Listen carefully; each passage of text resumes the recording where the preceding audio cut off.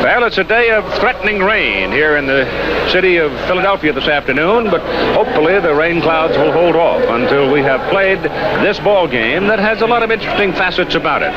But before we get to the ball game, let's take a quick look at the playoff circumstances. And as you look at the Eastern Conference, the 4 teams are set for the conference playoffs, but their location has not exactly been nailed down.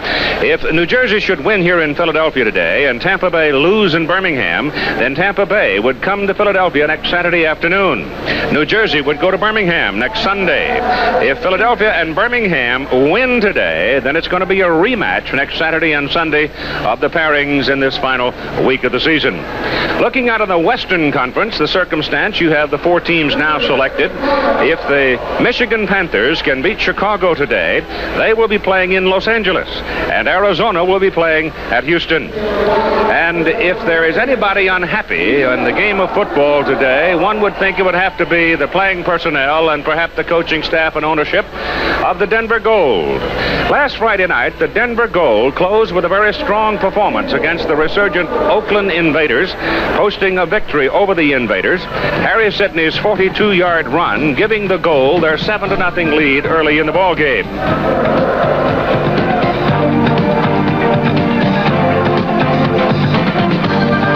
In the final play of the first half, Brian Spielman kicked a 57-yard field goal to make it 10-0 at halftime, Denver. Quarterback Craig Penrose, in relief of starter Ken Hobart, lofted a 31-yard touchdown pass to Kevin Williams. 17-0 Denver, third quarter. Spielman added a field goal. Denver running back Vincent White fumbled. Oakland recovered on the end zone for a touchdown. The final score was Denver 20 and Oakland 7. Now, the win gave Denver a 9-9 record and playoff hopes that hung on the outcome of last night's Arizona-Los Angeles game. But Los Angeles quarterback Steve Young did not play. Arizona jumped to a 7-0 lead on the Greg Landry to Tim Spencer pass of 37 yards and a touchdown. Zendejas hit a 31-yard field goal, make it 7-3 Arizona at halftime. And Landry, having a big ball game, hits Tremaine Johnson 15 yards for a touchdown, 14-3 Wranglers. Also, third quarter, same combination, 10-yard TD, 21-3 Arizona.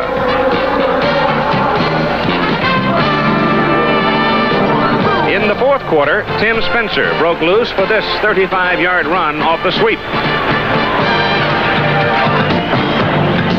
And it sets up a 1-yard touchdown plunge by Kevin Long. At this juncture, it was pretty obvious that Arizona was going to win the football game. Frank Sire, who worked at quarterback for the Express, finally got Los Angeles a touchdown in the final period to make it a 28-10 ball game. Dwayne Gunn makes the catch here down the middle in front of the goalpost. And then late in the ball game, Carl Allen intercepted Sire, returned the interception 35 yards for a touchdown. Arizona 35 and Los Angeles 10. Arizona in the playoffs, Denver out. Well, obviously, the Denver people were irritated somewhat by the absence of Steve Young in the Los Angeles lineup, because they argue that there is an obligation to play your best people. Well, as of last Wednesday, and this was underscored considerably by the Express general manager Don Klosterman, as of last Wednesday, Steve Young, the LA Express quarterback, was listed as questionable for the Arizona ball game because of bruised ribs and a very sore knee. He really couldn't throw the ball effectively, and he couldn't run very well. Now, Carl Peterson, the Philadelphia Stars general manager, is the chairman of the competition committee for the United States Football League. And earlier today, I talked with Carl about the fact that LA did not play its #1 quarterback. Well, I'd be very, very upset about it, obviously. I fully agree with you. I think it's the obligation of a professional football team to put the best people on the field that they can, especially if the outcome of that game has some type of results that would allow a Denver to be in the playoffs. If I were the owner, general manager, president of the Denver Gold, I'd be very upset today with what transpired last night in Phoenix, Arizona. Do you think it'll become a subject within the league over the next few days and or weeks? Well, I think it's certainly going to be something that's discussed. I'm the chairman of the competition committee, and we're always concerned about competitive edges and trying to be as fair as we can regarding the competition throughout the league. It's a concern, and I think that's something that should have been discussed before last night, and that something should have been resolved then. But there's not much we can do about it now, and the Denver Gold, of course, are going to have to wait till 1985 for the playoffs. Lest it become a roaring tempest and charges be made and so forth and come up before the competition committee, again to underscore that Young was listed as questionable as early as last Wednesday. And again, Don Klosterman said it was simply a matter of the Express letting down, having already clinched the Pacific Division, and the Arizona Wranglers being in a position of having to win in order to get into the playoffs. We'll take a look at today's matchup here at the Vet in Philly between the Stars and the Generals. Swanee, you've been in this position now where you're already in the playoffs, yet you got one more ball game to play. What is the incentive? Well, the incentive are many, Keith. All the emotional factors, the pride, the psychological aspect of the game, trying to go into the playoffs with a real positive attitude and on a winning note. Now, you take the New Jersey Generals. They like to maintain an edge of having been the only team to have beaten the Philadelphia Stars and create, if possible, some kind of jinx to make them leery of playing. When you talk about pride, the leader of their defense, Jim LeClaire, big veteran from the Cincinnati Bengals, he's a man that keys that pride and that leadership on the defensive team. Now, when they met in the third game of the season, it was number 55, Jim LeClaire, that is going to recover a Kelvin Bryant fumble. This was a big key, the biggest key of the ball game, because it led to a Roger Ruzek field goal that gave them the lead, 17-14, in the difference in the ball game. Late in the fourth period, Chuck Fusina, driving his offensive team down the field, finds Willie Collier open, but he never hangs onto the ball, and Jim LeClaire picks it off. Jim LeClaire was asked by our Don Towson how important turnovers are in a big ball game like this. Oh yeah, it's a key against any team. You know, as good as Philadelphia is, naturally you'd like to get turnovers in the game. I think they're big momentum swings, and if a turnover causes a momentum swing, it's all for your advantage. You know, so it's a big part of it, and I think that, you know, in most cases games are decided by turnovers. In the first game, you got in some shoving matches and some verbal stuff. Is it important in your role to be a little bit verbal, to fire up the guys around you, do you think? Well, that's a good question. I don't know that it's that important. I think that the players are fired up in themselves, and it's not really up to me to get them going. But the game just dictated that at that point. You know, I'm not saying that that's my nature, but it's just that's the way it went, and that's the way it worked out. But I don't think it's my role any more than it is anybody else's role to get the guys fired up. They're responsible for themselves. Swanee, I would think the Philadelphia Stars would certainly like to win this ball game. They would get some degree of revenge from it. They would win 15 in a row. They would set a new standard of excellence with a record of 17-1. And all those things are very important to them, Keith. But the most important of all, however, is to get one of those wins back from New Jersey. They don't want to go into the playoffs saying, well, the only two losses we have on their record are to the same football team, a team that they could very well see in the playoffs. And the man in charge of that attitude is Jim Moore. And he says his ball club is ready to play. We asked him again, how important is it for his team to win this ball game, and are they ready? Well, from a standpoint of effort and intensity and how hard we're trying to win, I mean, there's no holding back. We want to win this game in the worst way. As a question of what we're going to show, what we're not going to show from an offense-defensive standpoint, we might hold back just a little bit because of the circumstances. Your star running back, Kelvin Bryant, will not start, and he was fined for being late to some team meetings. Well, Kelvin, you know, the last 2 or 3 weeks it had been tardy a few times, and it's really not a big thing, but we did penalize him a little bit, and we're not going to start him today, but he will play probably. Jim Mora talking with our colleague Don Tollefson. The way these two teams have come out of the tunnel looks to me like they're both jacked up. It might be fun at the Vet in Philly this afternoon. We'll get it going in a moment.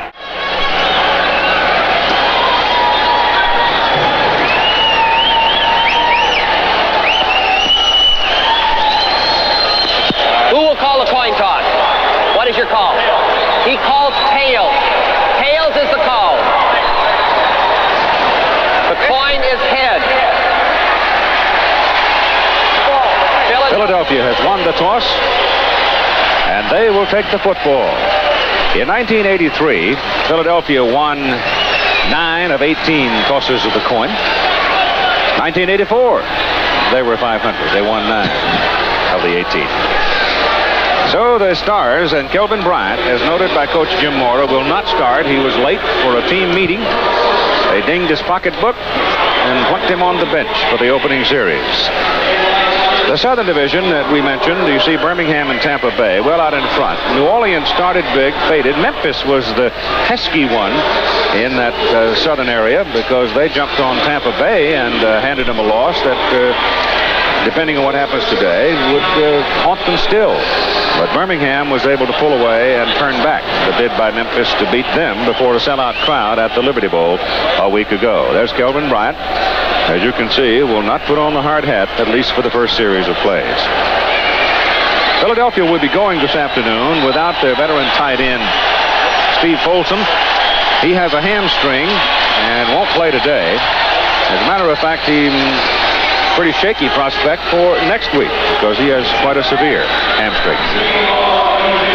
The man who will return the kick for Philadelphia, there are two of them, but the man in particular they want to have the ball is right there, number 20, Mark McCants. He's a 195-pounder out of Temple.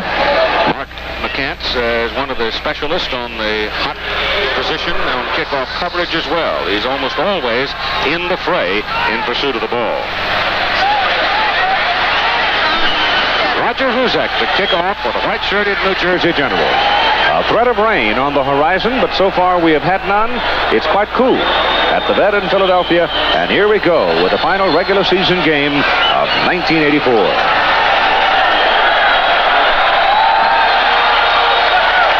The kick carries well into the end zone where McCants, 2 yards deep, will come out with it. And he gets across the 15 to about the 16 where he is cut down. Billy Caesar among those there to get a hold of him. And Chuck Fusina, number 14, comes out at quarterback. The 26-year-old out of Penn State. 3 years at Tampa Bay, the Buccaneers, and now second year with the Stars. Lining up behind him will be Brian Thomas, a rookie out of Pittsburgh, a 180-pounder who played a lot last week, had a very good ball game. David Riley out of West Virginia will be the fullback. Scott Fitzke, Willie Collier are the wide receivers, and Ken Dunnick will open at the tight end position. Also up front, it's Oates, Gilbert, Comiskey, Eatman, Dunnick, and Oates. They send Tom Donovan out with Herbert Harris for the first offensive snap, giving them 4 wide receivers. And Fusina's going to throw on first down. Throw short over the middle. Pass is good to Herbert Harris, a rookie out of Lamar, and he picks up about 8 yards before they can bring him down. And Jim Mora indicated Lynn Swan that he might hold back a little bit today, but it didn't appear so in that one, did it? Well, that's just a tactical move on his part as we take a look at the defensive line for the New Jersey Generals. Lockett, Woodland, and Jim Byrne line up. The linebackers, Harper, LeClaire, Leopold and Joyce, the veterans, and Justin Williams, Johnson, Barbaro in the secondary. They're going to have the work cut out for them because there's a multi-formation, varied offense they're going against. On second down and a short 3, Fusina is almost caught behind the line of scrimmage, and he is going to be sacked back on the 20-yard line. So finally run down by Tom Woodland, second-year man out of Missouri, with some help from Bob Leopold, the veteran out of Notre Dame. Nobody available to him in the secondary that time. Well, he had a little zone route. He had a pattern call, and they were playing a very good zone defense. It looked like it was a zone route, but the short man, number 86, Willie Collier, who was looking for him very quickly, he had a linebacker standing right behind him, so he had no one to throw the ball to. And it is third down and about 4.5. With Thomas now checking into the ball game with Riley, and Donovan stays in along with Collier.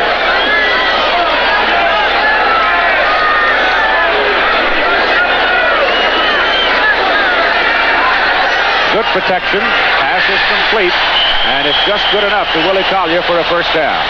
Willie at 5'10", 175, and I would imagine Willie would like to have his number called a lot today because it was Willie in the closing moments of the loss at New Jersey. Willie had the ball in the open, capable of putting it in field goal position where they could have gone for a tie with seconds remaining, and he just flat dropped the ball. I talked to him after that game too, Keith, and he was down, very disappointed with himself, and he knew that he should have hung on to that football, and he's a better receiver. It's one of those things that happen, and he knew a little bit of time would pass by, and he'd get over it. That was a cold, snowy day. Yes, it was. On the first down play, they hand it off inside to Brian Thomas, and Thomas is hit rather quickly by strong safety Gregory Johnson, who had come up to support on the inside. point out that the #1 defensive team in the Eastern Conference, the Philadelphia Stars, but they're going against the #2 defensive team here against New Jersey. And they play different kinds of defensive philosophies. New Jersey will not blitz very much. They make you travel the long road. I hope that you make a mistake and capitalize on it, which is the same thing that Philadelphia hopes, but they'll give you more blitzes, more things to think about on defense. Second down and about 11 as Chuck Yusina drops to throw. Looks down the middle, goes to the right side to the 40. Good for a first down. Coming up in a hurry was number 23, Terry Justin, to bring down Scott Fitzke. But he is across the 40, and he's got another Philadelphia first down. So they start back on the 16, and they've now moved out across the 40. Now, Kelvin Bryant leads his team with 1,277 yards rushing coming into the game, but a lot of his rushing success comes because they have a very outstanding passing game this year. Scott Fitzke and Folsom, the injured tight end, gave him so much control. Third down plays, the short yardage passing plays. Little short passes to the backside of the backfield. Then the offensive line can just bear down, give the ball to Kelvin straight ahead, and Brian Thomas is a very good running back too. David Riley, the fullback, the big man.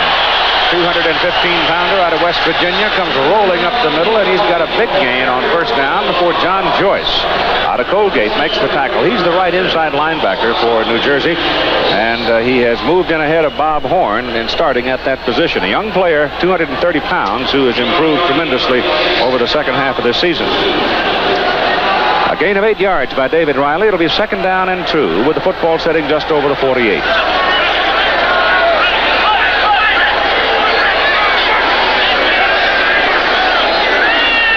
Second and short, Yusina gets it away. The pass is caught by Scott Fitzke, and Yusina is dumped hard as he released the ball by a blitzing Gregory Johnson.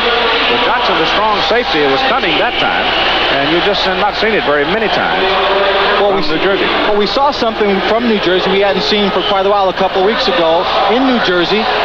We saw that offensive team open up and play a little bit more versatile offense and spread things out. They had a great deal of success doing it. Now we seem to see a little bit more aggressiveness by their defensive team, and they're going to need it. It's playoff time. You've seen it now, 4 for 4, 40 yards. Ball is inside the New Jersey 40. First possession of the ball game. Philadelphia moving it. You've seen it goes on a hook. That is thrown wide of Willie Collier. He had it. He was wide open. So Willie Collier was standing in between number 53, Bob Leopold, number 47, John Joyce, and he wasn't really coming back to the football. A little safety kind of route where he's just sitting there, the quarterback gets his read, then decides on who to go to. Had he been coming back a little bit to that ball, he would have had a chance to make the play. So it'll be second down and 10 here in the opening moments of our football game. That's Riley with it. He has to cut it back inside. He started outside, and then they were sealed away by Leopold and Woodland gang up on him and bring him down. So they'll be looking at third down and about 6. Kelvin Bryant benched for the opening series at least. That's a new haircut for Kelvin. It's matched by one under the helmet of David Riley. Kelvin said in North Carolina he used to get hot in the summer. He just shaved it all off so he could stay cool. Got used to doing it, got ready for the playoffs, decided to do the same thing, and David Riley said, well, I'll keep you company. You got 4 wide receivers in there now, third down and 6 for Philadelphia.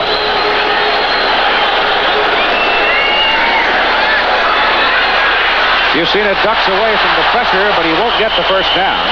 Recovering and coming up to make the stop is Leopold, 53. And Chuck Yusina will be now going to the sidelines for some advice on what to do, whether or not Dave Trout comes or whether or not Sean Landetta comes. And it'll be Dave Trout on 4th down and about 4. Lockett did a great job coming in from his outside in position to really put a lot of pressure on Yusina, collapse the pocket around him and force him to run. It'll be a 50-yard field goal try by Dave Trout. He'll hit it at the New Jersey 40, his longest of the season, 49 yards. He's 0 for 3 from 50 and beyond.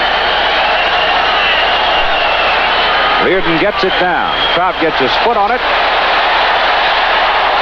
And it's just missed. Just missed. I thought for a moment he had it. But there's a little bit of wind that's gusting around inside the stadium, and it may have knocked it down. So he is short by about a yard from 50. New Jersey holds Clarence Collins, Danny Knight, the wide receivers up front. They go with Mackey, Lapham, Hull, Harris, Millard, and Sam Mowers. Sam having regained the starting role at tight end for the Generals. And here's their first snap, and as a result of Trout missing the field goal, they get the football. Pretty good field position at their own 33.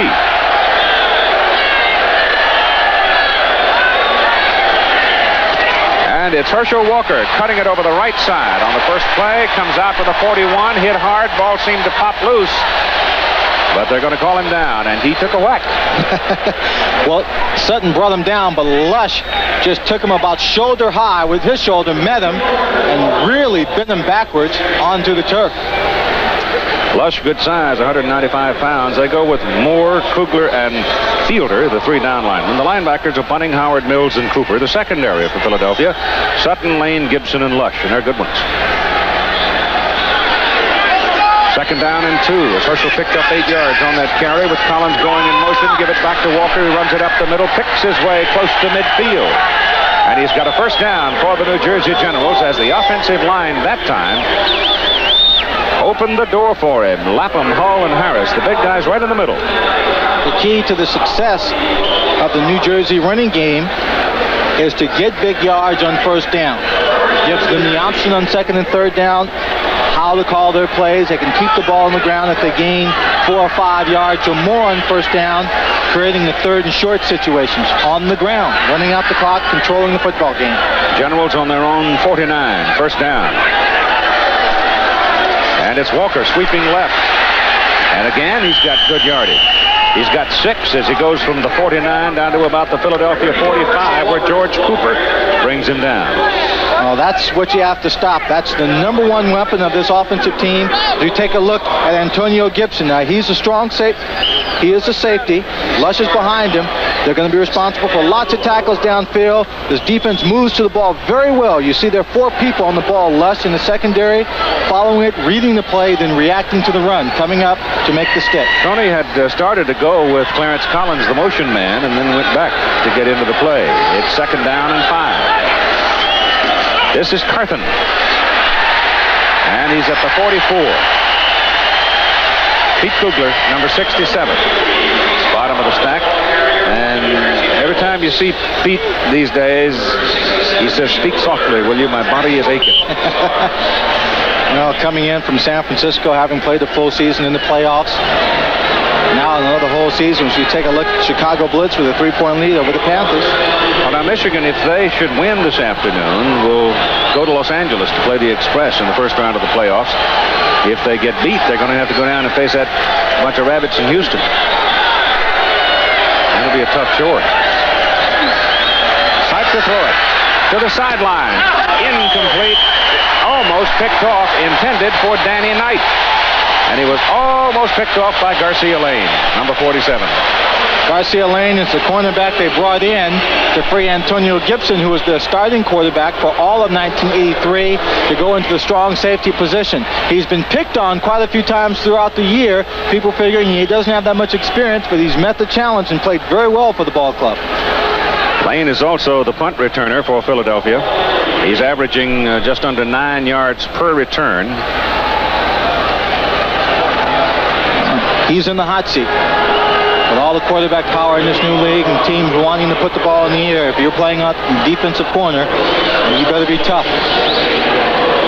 Bob Grupp hits it at the 46, pops it straight up, shanks it right. But it takes a New Jersey bounce, and he gets away with it. He wound up with a pretty decent kick down near the 11-yard line. With the roll, it's a 34-yard punt. It actually traveled in the air only about 20 yards. In Philadelphia's first possession, they threw 7 times, ran 3 times. And they start just outside the 10. David Riley and Brian Thomas are the setbacks. And it is Riley up the middle. David Riley to the 22 and a first down. Bob Leopold and Gary Barbaro brought him down. Well, that's the offensive line blocking and the coaching, looking for this kind of defense. Just a quick play right up the middle. You saw the charge of the offensive line. You open up a hole. Dave Riley just ran straight through it. No problems. First down outside the 20. Big David's got 24 yards on 3 carries. Big David's having a really good year. It's the best he's ever had in professional football. Collier top of the picture. Fitzke bottom of the picture. Double wide. Stay with the ground game. Go to Thomas. Not much. Knox Riley, 35. Woodland, 71. Stacked it up as much as anybody. So far, these first drives, first two possessions of each ball club, the defense has exerted itself, showing its dominance against the other team, its ability to stop them in passing, running situations.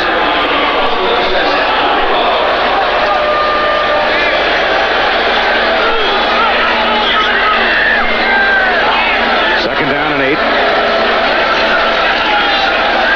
Brian Thomas trying to slash it over the right side. Number 47, John Joyce, stood him up. James Lockett locked his legs. Thomas last week had a big ball game. He scored twice, carried the ball 14 times, picked up 66 yards. Jim Mora took his time about bringing Brian along into the offensive circumstance, but he did it rather gently. As a matter of fact, Thomas made his first appearance in a ball game that we did against the Birmingham Stallions. And boy, I thought in the second half of the ball game he was going to try and beat them by himself. Good player. Quick darting kind of a runner. Slasher. On 3rd and 5, Fusina runs out of time, throws it. Riley caught it and got a first down. You said it last year. James Lockett put the pressure on Chuck Fusina. But what you said last year about Chuck Fusina is exemplified right here. He may not be the greatest player in the world, but all he does for you is win football games. Here he scrambles, feels pressure as he goes down, gets enough on the ball, has his head up, finds David Riley, who makes a very good catch, ball into the turf for the first down. At the 34-yard line. So they're off the hook again, having started at their 11. Alan Harmon is now in the backfield. Riley out. Penalty flag in the air as Harmon goes over the right side for a yard. We'll note that that's a change for Alan Harmon, who had been playing tailback, backing up Kelvin Bryant. Now he's playing behind David Riley at fullback. Mistake by the Generals. They were offside. Earl Sorgan is the referee. And the rest of the officials are Ed Manning, the umpire, Bob Walker, head linesman, Ted Colano, line judge, Bill Richardson, the back judge, Joe Richwine, the side judge, and Michael Mathis is the field judge. They come from all over the country. You know, in the penalty area, New Jersey has not been penalized quite as much as Philadelphia. They've been penalized 83 times for 687 yards, and Philadelphia has been penalized. Offside. Offense. Still first down. 112 times for 934 yards. Well, why the hell did he do it out there? Right, I want to reduce it. That's bullshit. Uh-oh. Holder's hot. That's as much emotion as I've seen all year from him on the sideline. It'll be first down, and the penalty went against Philadelphia.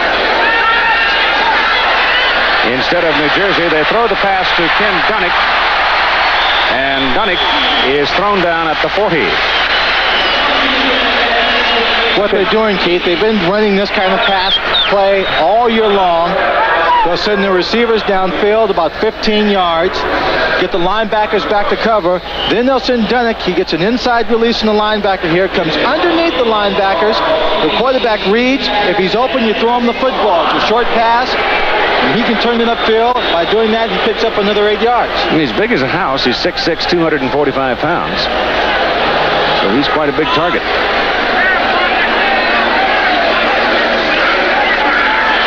This is David Riley, and Riley runs it up the middle and across midfield, and another penalty flag is down as Philadelphia has a first down if the flag is not against them. But it's against Philadelphia. They are caught holding, and they'll lose the first down, and they'll go back the other way.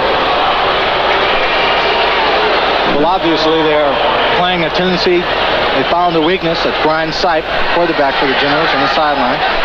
In that defense in terms of alignment or how they're playing. Holding, number 50, offense, still second down.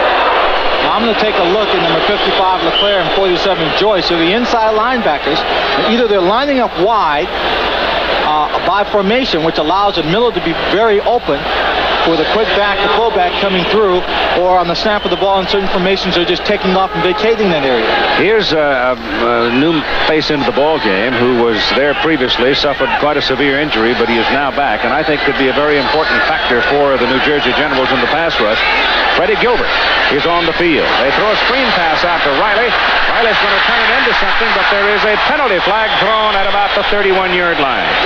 And it may very well be another call against the Philadelphia Stars. I think it's going to go against number 63, George Gilbert, for holding. Ineligible man downfield. Somebody had gone too far.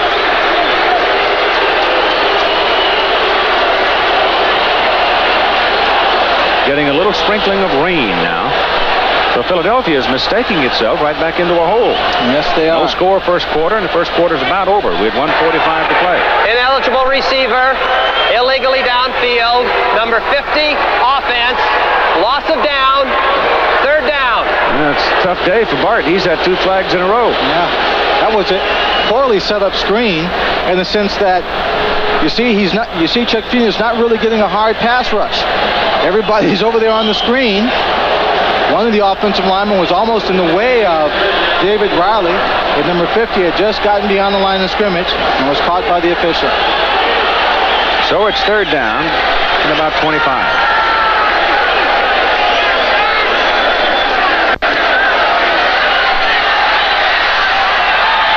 Pass is incomplete. Mike Williams coming over to slap it away from Tom Donovan on the sidelines.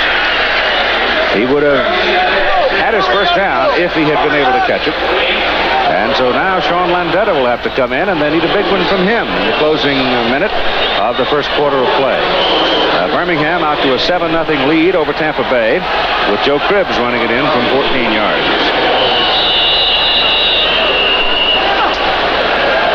And Philadelphia now is going to take a timeout. 2, 4, 6, 8, 10 people. No, they had 11 out there, but the timeout is charged to the Philadelphia Stars with 1:40 to play. They beat him 17-14. Philadelphia's own mistakes did him in the ball game at New Jersey. Landetta's kick does not turn over. It sort of hangs up there. Timmy White, the return man, has no chance to get to it. Ball bounces back across midfield, and suddenly, here is New Jersey sitting on the Philadelphia 46-yard line after a 26-yard punt. They own the football. They have a first down. We've got a timeout at 1.5 minutes to go in the first quarter. So what Walt Michaels loves to see is a defensive standoff and suddenly a couple of mistakes by the other team in penalties, then a short punt by the kicker, and there they are. Well, they've had field position so far in their first 2 possessions, and coming into the ball game, if we have to look at special teams and field position, I would have given the edge to Philadelphia because they have been fantastic on their special teams all year long. Brian Sipe on first down, rolls it left. Has all day, throws to Carthen, and Carthen is down to the 35-34, and he's got a first down. Picked up 12 yards, George Cooper. The linebacker on that side came over to shove him out of bounds. Well, 2 things that you saw Brian Sipe do that are away from their tendencies. Number 1, throwing on first downs and not having it be a play-action pass on first down. That was a play-action pass on first down, and then rolling out. He had knee operation, arthroscopic surgery earlier in the year. Usually has 2 knee braces on, so he doesn't like to run that much. They put Walker out here wide now. He goes outside of Collins to the sidelines. And Sipe hands inside. And Carthen is brought down at the 32. Let's check in now with Don Tollefson as he talks with Chuck Fusina. Chuck, second straight game against New Jersey, you guys have gotten off to a slow offensive start. Do they do something that troubles you on defense? I really don't think so, Don. So far, we've been hurting ourselves with the penalties. I think we're moving the ball pretty well. Just got to be a little more consistent. I think we'll move the ball well in the second quarter and the rest of the game. How much does the absence of Kelvin Bryant hurt you at this point? Well, we're losing Kelvin. It hurts. Kelvin's, we think, the best player in the league. So we're just going to have to play with what we have and do our best. Okay, Keith. Thank you, Don. It is second down, call it 7, from near the 32. And you can see number 33, Maurice Carthen. He's on the field with Herschel Walker. Now, Walker weighs 225, but for some reason, I don't know, maybe it's because of all of the the press agentry, or maybe I've been brainwashed. I don't know what it is, but Walker looks like the bigger man when in fact he is not. Carthen is bigger than Walker by 5 pounds. I don't know how much weight training Carthen has done. We know Herschel spent a great deal of time in the weight room training, and just his definition might give him the advantage in the appearance. Herschel up the middle on 3rd down and 1. And would seemingly have the first down. Defends on the mark. The gun is cracked. The first quarter is over. But let's see about the spot. So I imagine we might as well go ahead and take care of our business while they're bringing the chains on the field. We have no score in the first quarter of play. The first quarter is not reflected there. It's a 3 penalties for 25 yards against Philadelphia. And that is the most important. They possessed the ball the longest amount of time in their second possession. They were moving the ball quite well down the field, as Chuck Fucina told Don Tollison in the sideline interview. They're not having any problems moving the football, just in the field position, making their own mistakes, putting themselves in a hole. New Jersey was just short of the first down. It's 4th down and about a foot.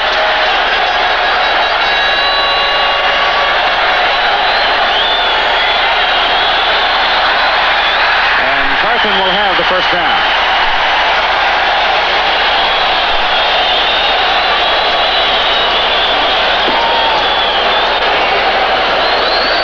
So on the first play of the second quarter in a scoreless football game at the Bet in Philadelphia, Walt Michaels' team gets the ball, 4 more snaps.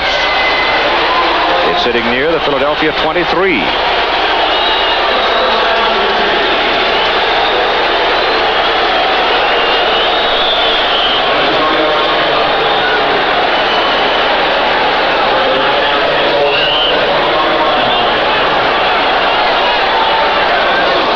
A muggy day, but the temperature's in the low 70s, so it's not particularly difficult weather-wise, though a sprinkling of rain now and then.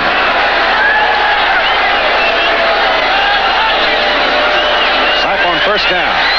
Pumps once, goes to the corner from Knight, and he can't get there. Don Tollison now with Kelvin Bryant. Kelvin, Coach Morris said he was going to sit you out indefinitely. Any idea when you might get in there? Well, I have no idea right now. I'm just trying to stay over here and stay loose.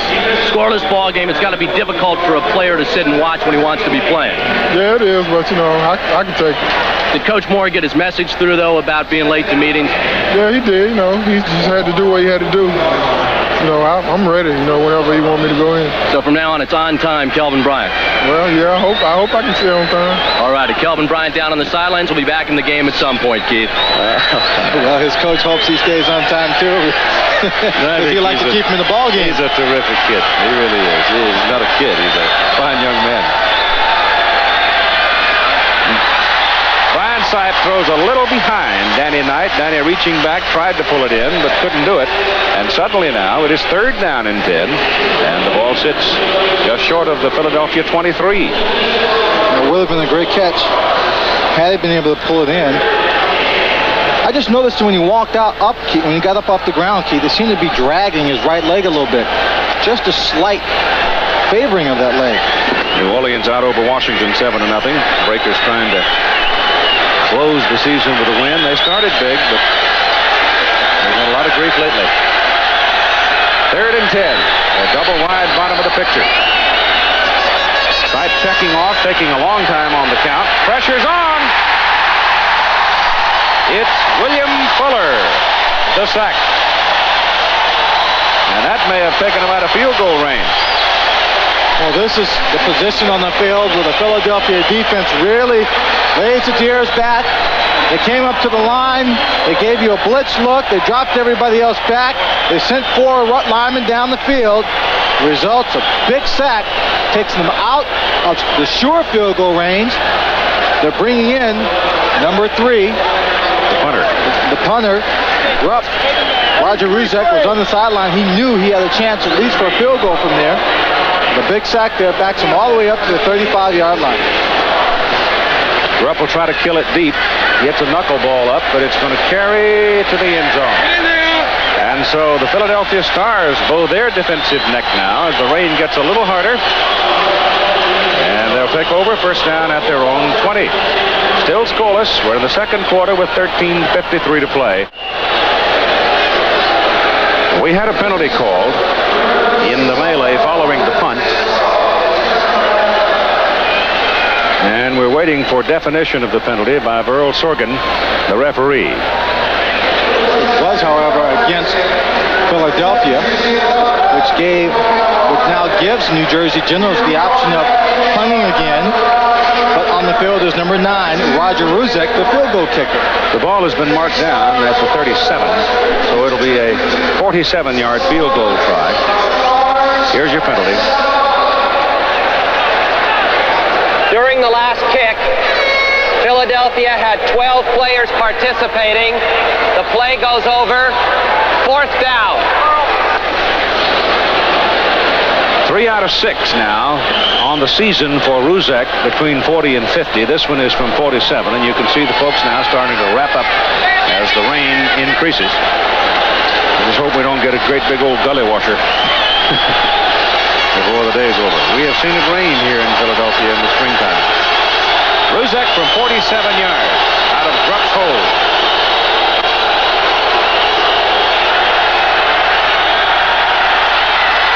Gibson almost blocked it.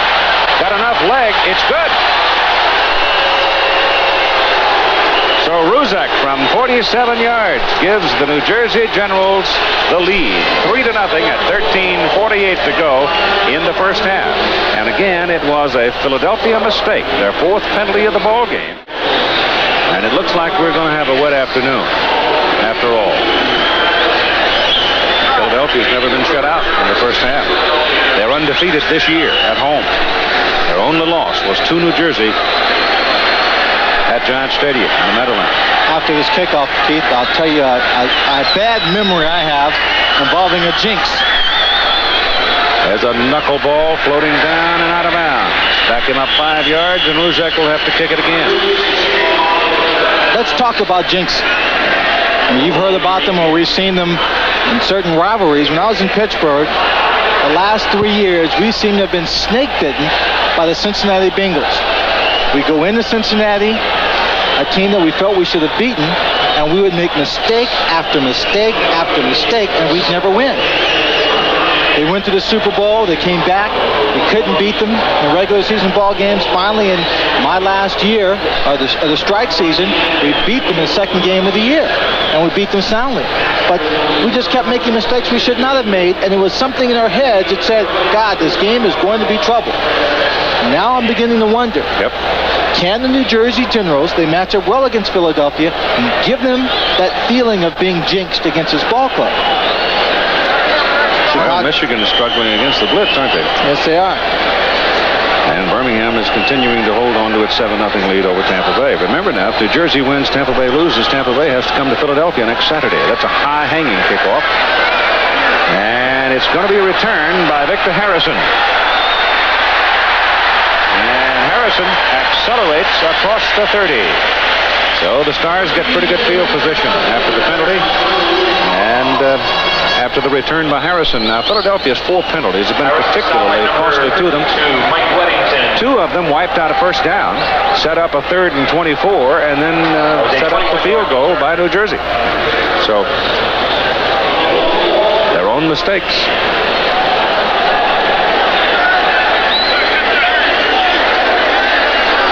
From the 31. Busina gets it off, and it is caught by Fitzke on the sidelines, and it'll be good for a first down. It's beyond the marker at the 42. Philadelphia had far more success on their first drive when they did put the ball in the air on the first series of downs. More success in the second drive when they began throwing the football, trying to keep the defensive team of New Jersey off balance.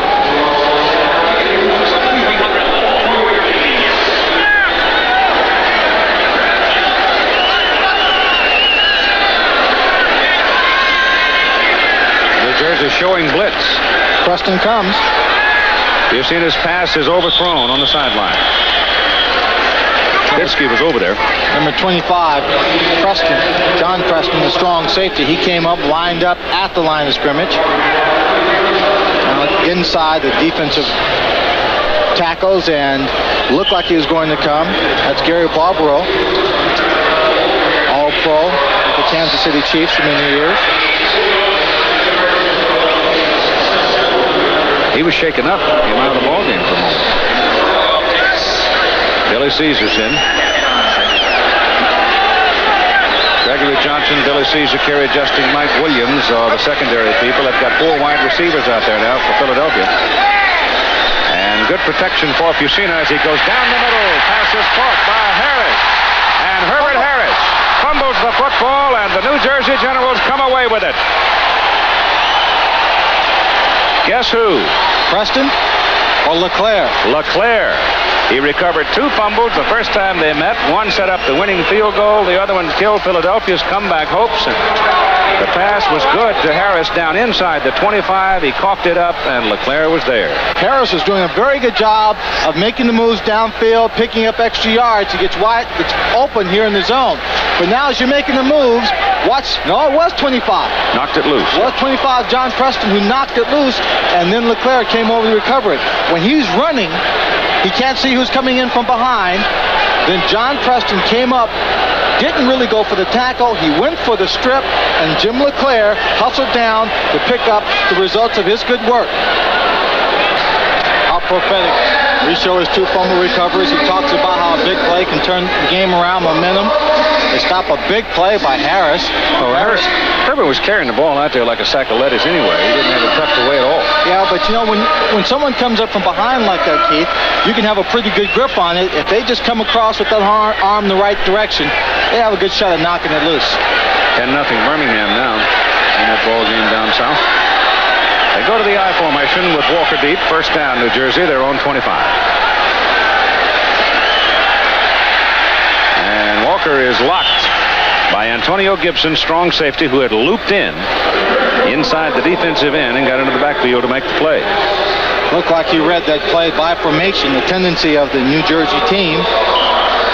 Good homework, and he saw the formation, lined up at a strong safety position, and just took off looking for Herschel to get the ball, and he did.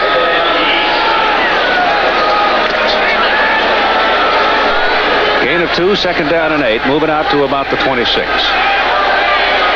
over the 26.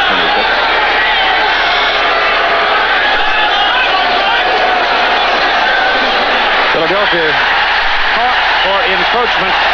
You got a sack by Sam Mills on Brian Sipe, but I think that'll get wiped out because one of the defensive interior linemen, Don Fielder, started too soon.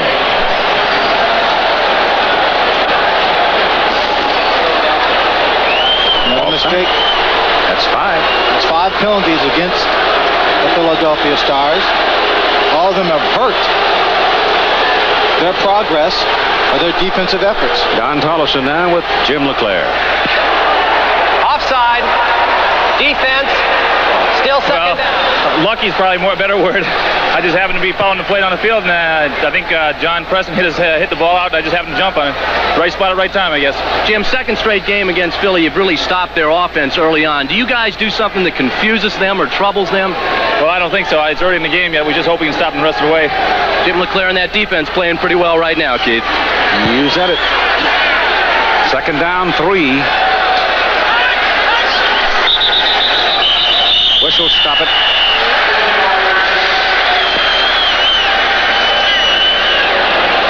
Clock run out.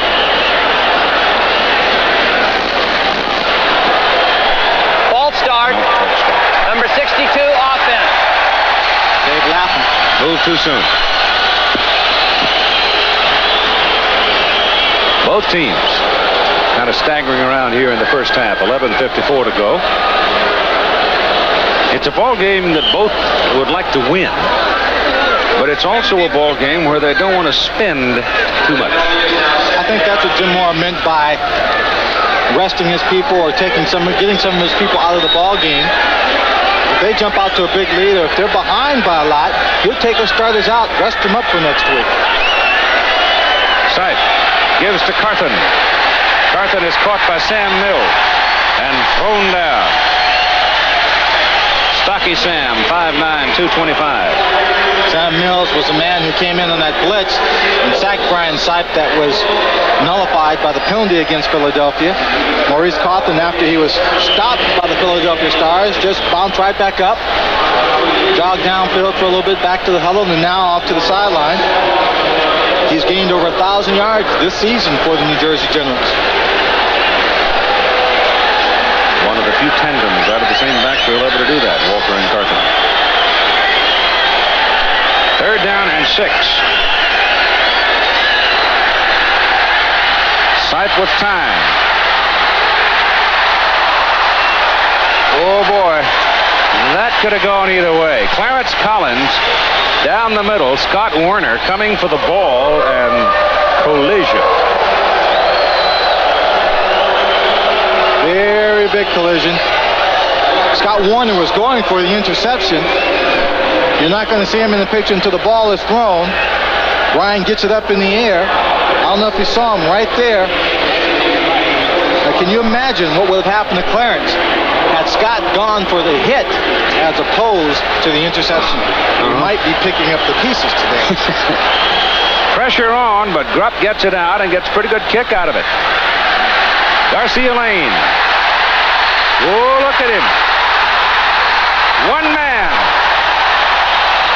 Number 27 saved the touchdown, Gregory Johnson. No blocking. Plenty of room between Garcia Lane and the coverage team. There's a fight, Keith, on the field. I don't know what's causing this. But tempers flared also. And the first game between these two people, Jim LeClaire and Irv Eatman at one time were going at it in the first ball game. Looked like Mike Williams and Jonathan Sutton got in it for one pair. Let's take a look. Garcia Lane takes this. He has plenty of room between he and the coverage team, but no blockers. He starts to the outside, finds a hole, and from there on, it's just running straight down the field. In improvisational running, he just picks his way for 25 yards and great field position for the Philadelphia Stars. Ball is on the New Jersey 46.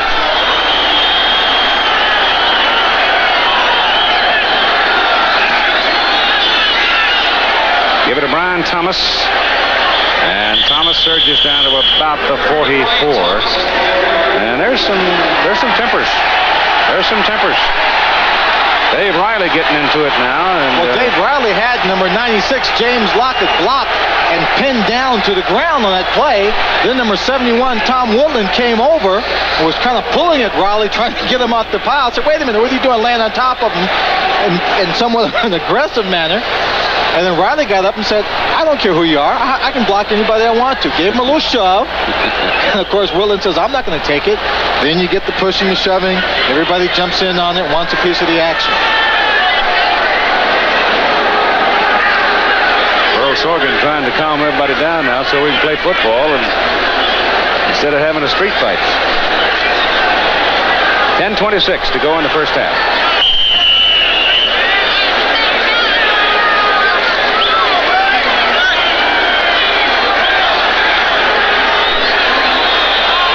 Second down and about 10 after that play in the loss. And Fusina gives to Brian Thomas. Penalty flag on the field on the far sidelines as Thomas gets inside the 40 to the 39 of New Jersey.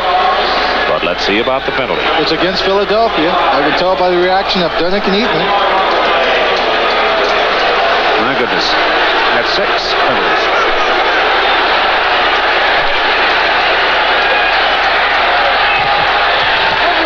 Someone, I think, probably lined up outside, Keith. I didn't see anyone jump. No, I didn't either. Offside. Number 80, offense. Yep. Tim Dunnick. Still second down. So it'll be second down at about 15. And every one of those penalties have taken away either a big play or a first down. That particular moment wiped out an 8-yard pickup. As the ball comes back to the Philadelphia side of the field on the 49. 10 minutes to go in the first half. We still haven't seen Kelvin Bryant. Fusina to throw it. Goes to the short man, Dunnick, the big tight end. And he muscles his way inside the 40. He's going to be a yard and a half short of the first down. Well, let's check in with Don Tollefson and see if he's got an idea what's caused this flare of temper. Keith, I talked to a couple of people along the Jersey Generals bench. They mentioned a couple of things. Mike Williams, number 29, who was involved heavily in one of the skirmishes, has been complaining all day that he's being held. He decided to take things in his own hands, apparently. The other two reasons the players on this bench cite for the fights, number one, there were a lot of pushing and shoving matches in the last meeting, and the next time these two teams meet will probably be in the playoffs. So there's a little revenge from the last time. They also want to leave a calling card, if you will, for the next time they meet, which will most likely be in less than a week in the playoffs. These two teams don't like each other, guys. They might run them through security before they let them in the stadium if they play again. I don't know about calling cards. A lot of defensive backs left them in my locker.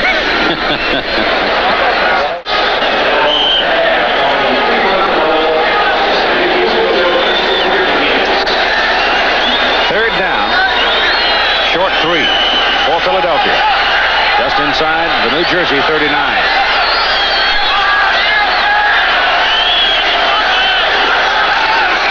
They go to Thomas, and behind the offensive line surge is near the 35. Now, if the man coming in from the far sidelines for the spot puts his foot down there and they put the ball there, it's going to be a first down for Philadelphia, and it looks like it is.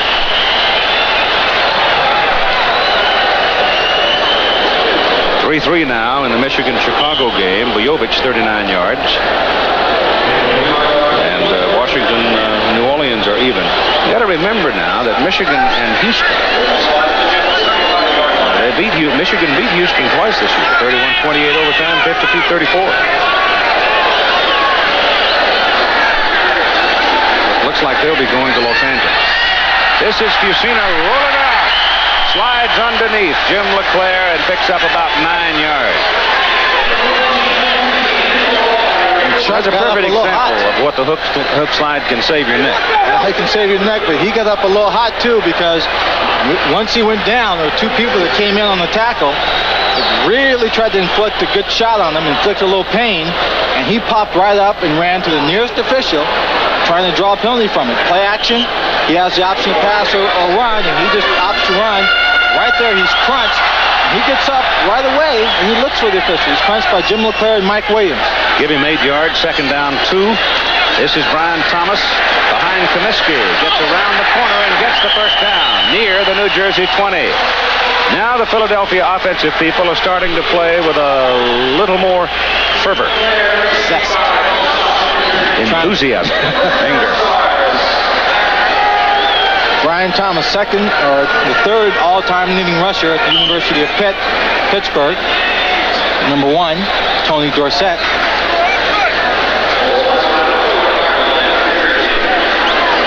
Ball is on the New Jersey 20. First down for the Stars. New Jersey leading 3-0. 7.5 minutes to play in the first half. Fusina back, looks for Collier, goes for Collier, intercepted by Mike Williams. Fusina trying to hit Collier on a quick one. Willie couldn't get to it. Williams was standing right there. And now you've got a penalty flag thrown, and it's going to be thrown against Irv Eatman, I believe. I don't know what Irv did out here in the open field. He was out there with a couple of generals. And so I think that little moment of temper may cost Philadelphia here. Personal foul. They'll get the yards produced by the interception return. Plus the personal foul penalty. The penalty. That's called a whack upside the head. Kicking the man while he's down. I would imagine Jim Morrow will be orating in halftime. Personal foul. Unnecessary roughness, number 75 of the passing team. First down. Timeout. The timeout comes at 7:23 to play in the first half. Philadelphia was down knocking on the door. They give it up on the interception. Well, there's Irv Eatman. He's sitting there on the sideline, very disappointed with himself. He's still a little hot. Yeah, you see him right there in the bottom of the picture. He's blocking there against Lockett, number 96. He just falls off, hits him on the side of the head, throws him to the ground. I would not like to have Irv mad at me. I'm not that gum sure I won't Lockett mad at me. Either one of them. I wouldn't want to be in the same neighborhood with those two big elephants get after each other. Two big, strong men. New Jersey first down, 30-yard line. Give it to Walker. Herschel in the middle, 2 yards. Total offense so far, New Jersey 42 yards, Philadelphia 166. But Philadelphia has had 7 penalties, 1 fumble, 1 interception, and 1 sack. The Michigan Panthers are behind Chicago by 3 again. And a lot of that 166 yards, Keith, they gained twice because of those penalties. They gained it once, backed them up, and they gained the same 5 yards. Well, it's in the land war. It's about scoring points. Keep it up. That pace, that's called getting whooped, too.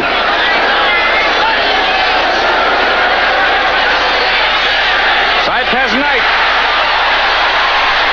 Knight, hard to bring down. Finally, they wrestle him down on the 44 of Philadelphia. John Bunning finally got him down. We haven't been able to see a lot of Danny Knight throughout the year because he's been hampered with so many injuries.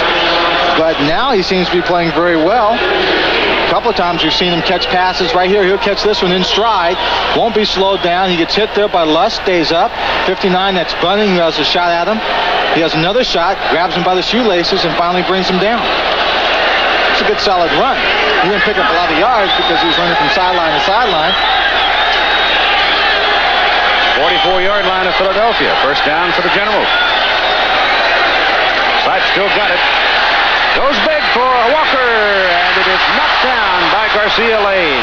Walker was hiding on the sidelines and then took off, and he could not get to the ball, and Garcia had a shot at the interception. Garcia Lane looked like he was going up for an Olympic spike that time instead of a catch. He went up in the air with just a little bit off balance, coming down on his back a little bit, and just knocked at the ball more than tried to catch it that time. You don't think the coach is going to have something to say at halftime? No, he'll have a lot to say, but right now they're only behind by 3 points with all their mistakes. But New Jersey has the ball and are driving. And second down 10, Sipe back. Again, almost picked off by Garcia Lane as Clarence Collins had come down, cut back to the ball, and lost his footing. So it'll be third down and 10. Well, it rained just for a little bit, Keith, and it's stopped pretty much now, but there are going to be a few wet spots on the field. You've got to make sure you have your body under control, your feet down in good position, lower your center of gravity if you're going to stop on the diamond and turn back to the football. Clarence tried it, but just lost his footing and was almost able to get back up and make the catch. Wouldn't be surprised to see Philadelphia blitz this time around. Well, they got offside. Sipe has a free play. Goes short to Walker. Herschel still working with it. He won't need it because that's a first down. And it's on the 33 of Philadelphia. So they will disdain the offside call, I'm sure, and take the play.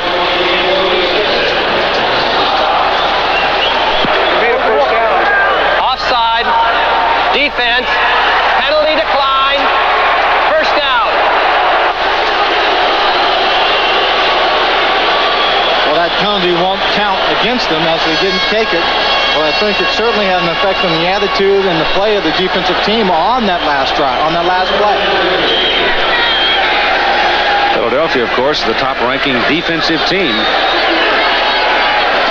in the Eastern Conference. They could lose this ball game based on the stats we have so far and still be the #1 defensive That's right. team. That's right. It's not the defense that's hurt them, it's their mistakes. Carson. Big hole, 8 yards. Howard, Bunny, the tackle. Well, Bunny made the tackle. He was running out of the grasp of Glenn Howard in that play. Carson just lowers his head, runs. Comes Timmy White into the ball game now. Speedster, wide receiver. USC. Was with the LA Express. They released him and he was picked up by the Generals. And Tampa Bay's finally scored in that ball game in the second quarter. He's bad as O.J. Always getting those alma mater pops in there. Well, you mentioned Timmy White. I just called the school he's from. Second down and 2. And that's close to the first down.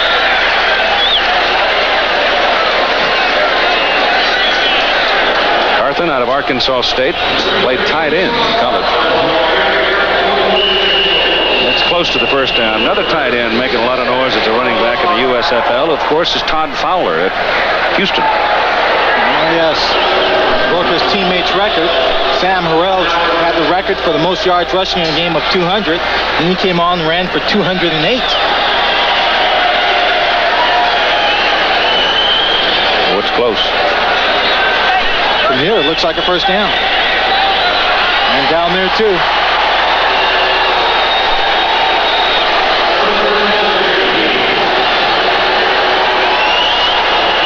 Brian Sipe coached Jinx for a long time, I think, bringing the Cleveland team that he played for so many years in the Three River Stadiums. He had never won a game there as a quarterback of that team, and its only victory at Three River Stadium came this year when the New Jersey Generals defeated the Pittsburgh Maulers. The ball is sitting square on the 23 at 4.5 minutes to go. New Jersey trying to get in there for a touchdown. They lead 3-0. Over a mistake-prone Philadelphia Stars unit in this first half. This is Walker looking for someplace to go, and he never really had a chance. Well, Maurice Coffin came out, and his responsibility was blocking the outside linebacker, John Bunning, number 59. But John just took on the block, dissipated the force of it by giving a little ground, stepped inside, and made the stop on Herschel Walker. Loss of 3, second down and 13. John Bunning, I saw him out here the other day for practice, and I'll tell you, tape and baling wire, holding that man together.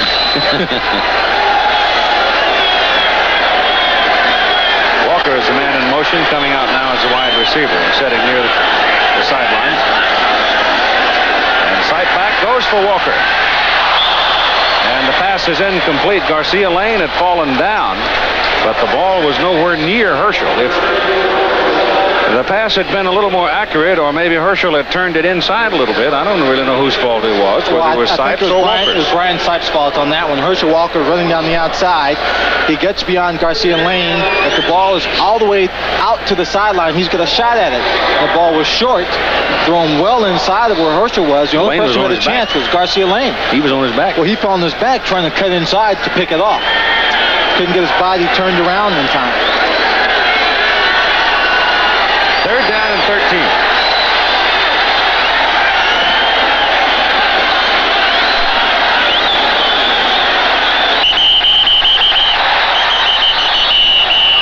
I heard a whistle blow early. Clock ran out. 30-second clock ran out. Delay a game.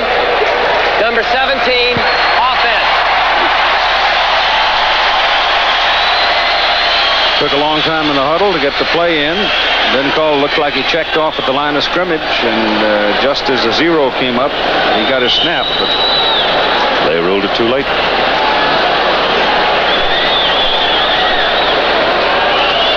Hey.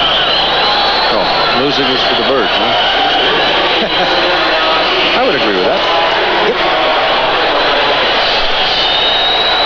Rain has stopped. Had a little light shower, but now it's drying up. Steaming up. Yeah. Third down and 18. Ball back on the 31.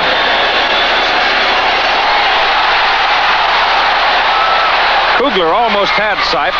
Pass is complete, but it is well short of the first down as Carthen is wrestled down by Sam Mills just short of the 20-yard line. Now they backed up the secondary to make sure that they didn't get the long pass for the first down. Ruzek is in for a field goal try out of Krupp's hole now. They'll put the tee down at the, well, it's closer to the 28 than it is the 27, but it'll go in the books as a 37-yard field goal try. You take the forward marker, which in this instance would be the 27. He hit a 47-yarder to give New Jersey a 3-0 lead.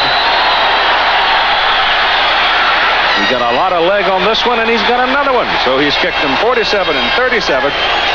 And the New Jersey Generals lead the Philadelphia Stars 6-0 with 2 minutes and 31 seconds to play in the first half of this final game of the second regular season. Danny Knight, who had a hand in setting up that last field goal opportunity, And Ruzek ready to kick it off to Mark McCants with 2 minutes and 31 seconds to play in the first half. 6-0 Generals. Philadelphia has not been shut out in the first half of play this season. But they better hustle, or they're going to get it today.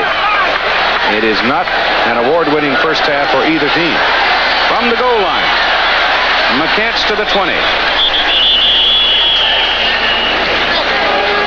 And there his run is promptly terminated. Each Philadelphia possession is ended in this way. Missed field goal, punt after a penalty, fumble and interception. John Miller, Mississippi State, the hot man for the New Jersey Generals. He's running unimpeded down the field. Now starts to work his way through the blocking. And wacko. David Riley, number 35, making a catch for about 5 yards. Chuck Lucina has his team running a hurry-up offense.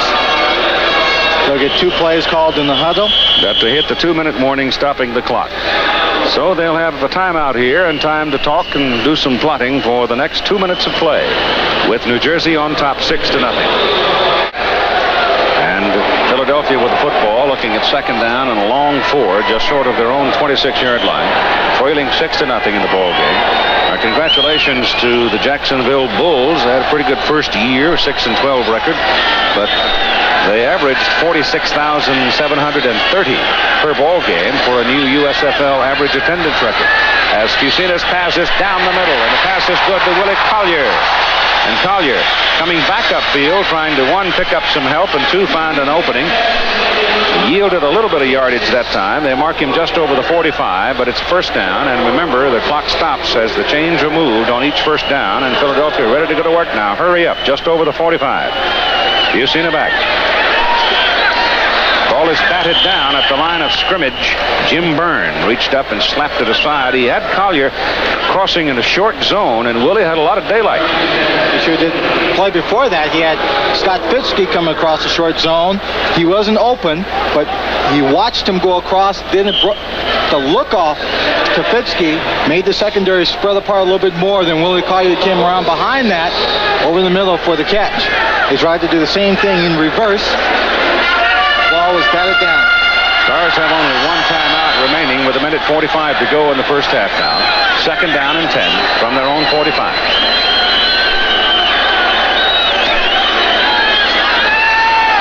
Throws it to David Riley, and Riley's got a first down as he gets over the 45 of New Jersey. LeClaire and Joyce tried to stop him, but Riley had enough momentum and enough leverage to pick up the first down. 53, Bob Leopold was there, and he actually drugged Leopold and Joyce. Dragged. He drugged him? He might have drugged him before the game. He dragged him for the first time. There, look at Riley.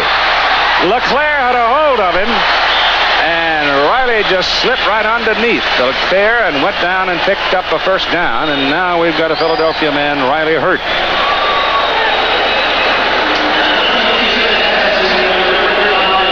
When he was put down on the ground, he came down on the ball. The ball came squirting loose. So he may have been deflated. But watch now as LeClaire literally has him. Riley makes a catch there. LeClaire has him, but he just slips away, ducks underneath his grab. Ooh, that's a pretty good lick, isn't it? Yeah, he's just bounced around by first Joyce, then by Leopold. So they came back. Then John Preston, 25, came over. So he dragged them for 5 yards. They came back and took him out of the ball game with a couple of good shots. I appreciate that, Mr. Jackson. I used to do it all the time. No, I don't want to get out of the You want to go roads or diagonal? Chuck? Let's go diagonal. Let's go.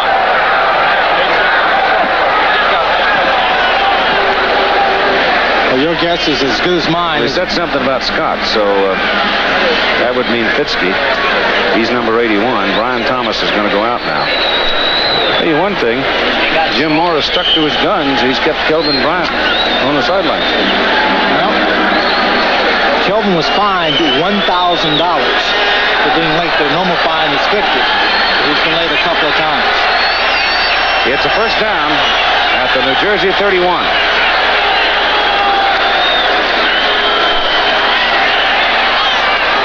middle. The pass is good. It is short of the first down. Number 23, Kerry Justin, gets Scott Fiske down the middle. Philadelphia now working with no more timeouts, and the clock showing 1:10. Injury timeout, incidentally, in the last 2 minutes is a charged timeout. Frank Matthews grabbed Fiske for a second there. Down he goes, caught from behind by Freddie Gilbert. Freddie Gilbert, the rookie out of Georgia, and now Irv Eatman and Frank Mathias is squaring off. And in this corner, from Holy Cross, the rookie, number 75, Frank Mathias versus number 75, a second-year veteran from UCLA. Irv Eatman jumped back into his best boxer's position and was ready to duke it out one-on-one. Hey, boys. On third down and 11, Fusina's pass is good to Fiske. Cannot get the first down. Oh, wait a minute. Now we're starting to see some things that are just really uncalled for. Number 25, John Preston, that time, Irv Eatman was on the ground, stepped right into Irv's chest while he was lying on the ground. Now that is uncalled for. 4th and 2, and they're going. Fusina's pass, incomplete, knocked away. Fiske screaming for interference, and he won't get it. I don't blame him. I do not blame him. Kerry Justin, before he knocked the ball away, came across the top, put a hand on his shoulder, then knocked the ball away. We'll take a look at it on the replay. Scott Fiske coming down, he'll turn around right there, and then watch Justin. His hand goes up right there on the back. That's then clean. he comes around the front. That's clean. You think it's clean? Sure. All right, put him up. You are not. Let's go. He's got a chance to make the catch here. Justin, when he puts his hand on his back like that, Keith, is able to maintain his own balance and body control in the air, which allows him to knock the ball away. Philadelphia with no timeouts remaining now. It's simply an academic factor of New Jersey running out the clock. They're on their way to the locker room. So we've played a half of football, and the New Jersey Generals have shut out the Philadelphia Stars in the first half. For the first time this season, they lead at halftime by a score of 6-0. So do we have a jinx situation here? We'll see. We'll be back. Well, the Philadelphia Stars going into this ball game today trying to become the third to win 17 and lose 1. Don Tollefson, who's working with us today, is a longtime resident of this community and a member of the WPVI staff here, our ABC affiliate, back to sports director. Young man who started with us several years ago when he came out off the campus of Stanford University. But Don is a man who watches his own community, and Don, I'm a little interested here in how the feeling is about Philadelphia over the Stars, over the Eagles, over the whole pro sports circumstance. Keith, it's very interesting. When people talk to you about football in this town, the first question is, how far will the Stars go? Will they get that USFL championship that just eluded them a year ago? But there's almost immediately a second question. How would the Stars do against the Philadelphia Eagles? Of course, the Stars have been the toast of the USFL. The Eagles, after Dick Vermeil has left, have fallen on recent hard times, although they vow to rebuild. And everyone in this town right now dreams of a matchup between those two squads that would really put the USFL's reputation on the line against the NFL. And they dream and talk frequently about Ron Jaworski versus Chuck Fusina, and they also talk about Wilbert Montgomery versus Kelvin Bryant, the great star running back we haven't seen so far today. I think one reason, Keith, so many comparisons are made and so many questions of speculation are raised is because of the nature of Jim Mora, the young coach of the Stars. He reminds so many people in this town of Dick Vermeil, who came out of California, was relatively unknown on the East Coast, and built a team into a winner very quickly. Jim Mora has done the same thing. He's another good-looking young coach. Those comparisons are inevitable, so people go on and talk about what would happen if the Stars and the Eagles ever met, but of course, they probably won't. Today, though, I don't think the Stars are too worried about a computer matchup or a dream matchup with the Eagles. They're worried about the New Jersey Generals, and I'm sure this rain might hopefully cool down the emotions that you and Lynn referred to. I talked to the officials. I said, do you think there'll be more fighting in the second half? They said it's almost impossible to prevent. There's only a half dozen of us. You'd need 22 to pair off with each player. They expect some more emotion. Keith? Don, thanks. Sorry to get you wet. I didn't realize it was going to rain. I think think there's another interesting little thing to footnote as you look here at the halftime stats. Let me say this. With the USFL playing in the spring, the Philadelphia Phillies obviously use the same facility along with the football team. And the note was made yesterday to me that Billy Giles and the Phillies have been very cooperative. They've been absolute gentlemen about the working arrangement here, and it's gone very, very well. The deep people for New Jersey will be Marcus Hackett and Rod Pegues. Hackett is 84, and Pegues is number 30.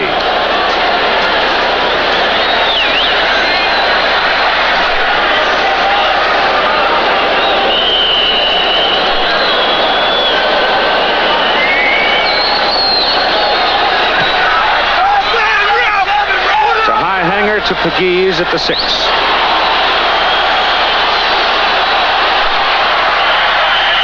And comes back near the 30. In fact, they'll mark him over the 30. He had a pretty good tunnel up through there for a time, but then Scott Werner, number 25, came over and cut him down. Brian Sipe now brings the Generals out, sitting on that 2 field goal cushion. 47 and 37 yards. And for the first time in their ball game, the Michigan Panthers have gone ahead of the Chicago Blitz. And New Orleans has finally moved out in front of Washington in their game. Side pitches to Walker on the sweep. And Herschel is cut down at the line of scrimmage by John Bunting. John Bunting looked like he was taken out of the play, but somehow was able just to trip up Herschel Walker as he cut inside the block of Maurice Carthen. That's David Riley's knee. That's a big loss to this ball club. He has been phenomenal this year, catching the ball coming out of the backfield, as blocking, picking up the tough yards for this Philadelphia Stars team. I'm going to check to see how severe that is. Second down and 10. Little quick one out here to Collins. And he trapped it. The ball bounced right in front of him. Sipe a little short of his mark. Bryan is now 4 out of 12 today for only 57 yards, and this man, Kelvin Bryant, fined $1,000 and benched for being late. Has not seen any action, but he may now in the second half with his ball club trailing. I think also with David Riley out of the ball game, they're going to need a little more strength back there in that backfield.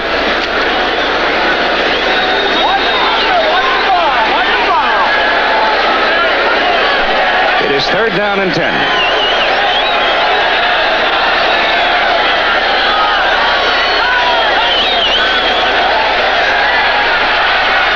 Sam Bowers. First time Sam has seen the ball today, and falling down as he catches it, unable to get the first down. They'll be looking at 4th and 2. And so Philadelphia now is going to get it quickly in the second half.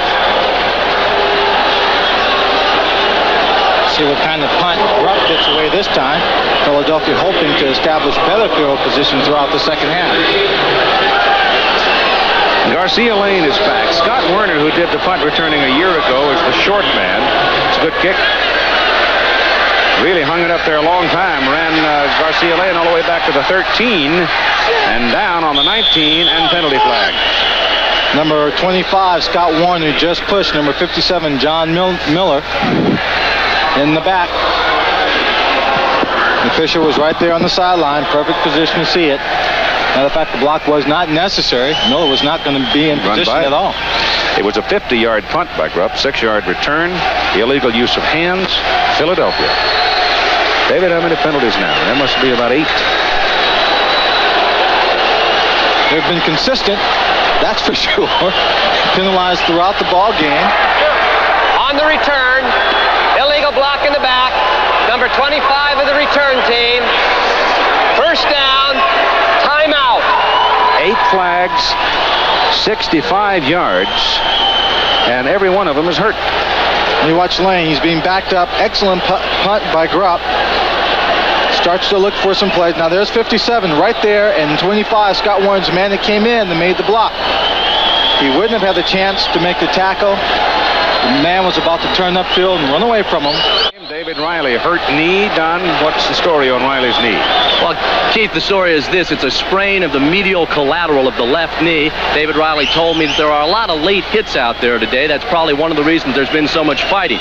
Because of that sprained left knee, David Duck Riley will not be back today. He'll be re-examined tomorrow and hopefully will not be out for the playoffs a week from tomorrow. He's on his way to the clubhouse, I think, in a moment or two. But no, got somebody well in the way. Here we go. Fusina puts it up. Herbert Harris makes the grab at the 20. And they've got a first down. So immediately, Fusina moves him out for a little better field position on a play that I always kind of hold my breath on. All those quick slant plays, when you come in and you see another score, Chicago Blitz closing the gap on Michigan. They're ahead by 1.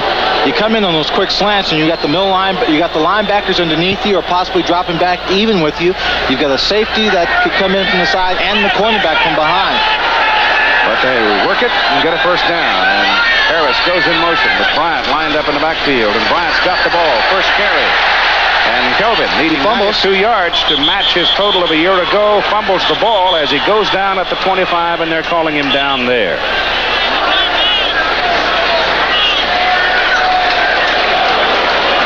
He just caught the ball up a little bit as he hit the ground. Irv Eaton was over there trying to pick it up. One other lineman who I can't identify. It's going to take Kelvin Bryant a little while, Keith, I would think, to really get into the flow of this ball game, to get loose before he has a real effect, unless he just gets a big hole and takes off, gets a sprint down the sideline somewhere. Second down, 5. Fusina back to throw it. Lobs it over here to Bryant, and he can't pull it down, being covered on the play by Willie Harper. Fusina might have had Donovan available to him, but he chose Bryant. Well, he gets by Willie Harper there, takes the inside release. Now Willie knows he's in trouble, turns back, looks for the ball, can't make a play. Fusina does a good job of floating it just over his arm so he can't get to it, but makes it a tough catch for Kelvin at the same time. Kelvin got one hand on the football, couldn't bring the other one up, incomplete. New Jersey leading 6-0 on 2 field goals.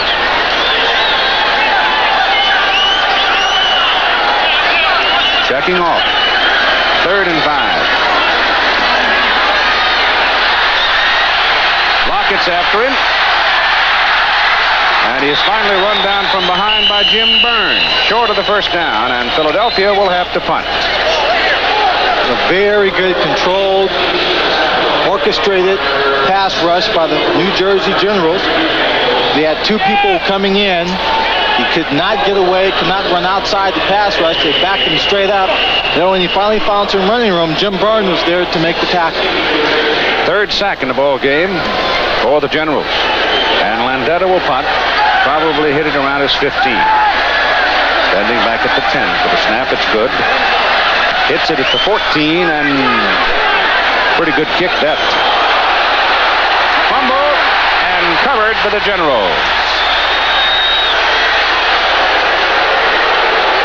The fans are booing, Keith, because Herbert Harris, number 84, who was covering that punt, was in great position. Looked like he was hit in the back by number 24, Terry Daniels. But I think what happened to Herbert Harris, he lost his footing. He slipped, was falling down. Then he had to go by the man returning the punt. When he coughed it up, he was not in position to make the play. Folsom, the tight end, the injured tight end for Philadelphia Stars, watching from the sideline. It's first down for the Generals. Ball snapped from their 36. Give it to Maurice Carthen. Running around looking for some daylight and finds about 5-6 yards worth before Mike Lush brings him down. I wouldn't be surprised if we're not getting into the area of the ball game now where Vince Tobin's going to start alternating and varying the defensive. I think at this point he's going to have to. So far, New Jersey has been able to move the ball down the field to a certain degree, but they've always had such great field position they haven't had to move the ball very far. I think what he'd like to do now is stop them in their own territory deep to give the offensive team better field position. Fewer yards to go, less chance of mistakes.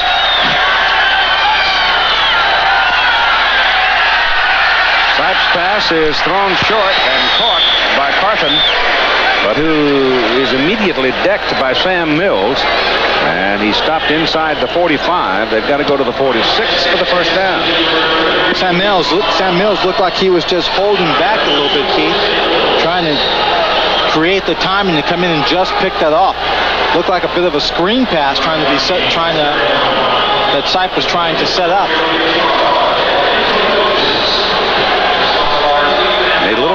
yard on 3rd down.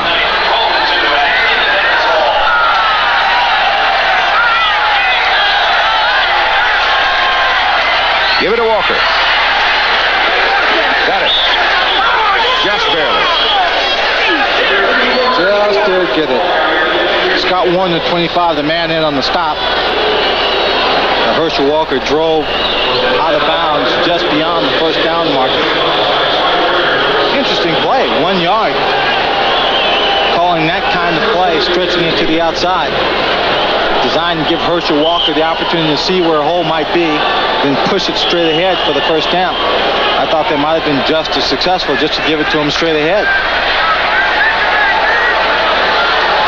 Generals 1st down, they're on 46. Leading 6-0. 9:40 to play, 3rd quarter. This time Walker goes straight ahead. 3 yards.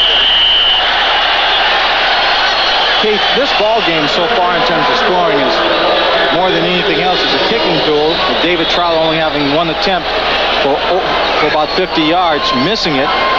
Then with Roger Ruzek hitting 2 to give them the 6 points in the ball game, very much what it came down to the game before. But throughout the league, in terms of scoring, Gary Anderson of Tampa Bay leads the league with 126 points. David Trout is only behind him by 3. I'm sure David Trout, who was last year's scoring champion, will like an opportunity to go in, kick extra points and field goals to get on top because of the awards they give at the end of the year. Pass is short. Bounced in front of Clarence Collins. Well, Tony Fritsch has 117 points, and Tony plays Monday. Houston plays Monday against Memphis.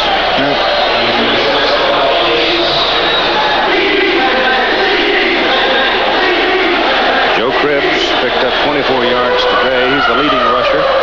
Kelvin Bryant's only picked up 5 so far, but he's going to get it some more, I'm sure. And Walker 25 yards. So unless Bryant can really bust loose with something spectacular here over the next few minutes, Joe Cribbs is going to be the rushing champion. Yeah. Sam Bowers having his ankle taped. You know, I wonder how seriously that ankle sprain was, they say. I think it was more of a fracture. Just taking so long. Certainly has. 3rd down and 7. Sipe didn't get much of a drop. Didn't get any time to do anything at all except go down. There were 4 receivers downfield.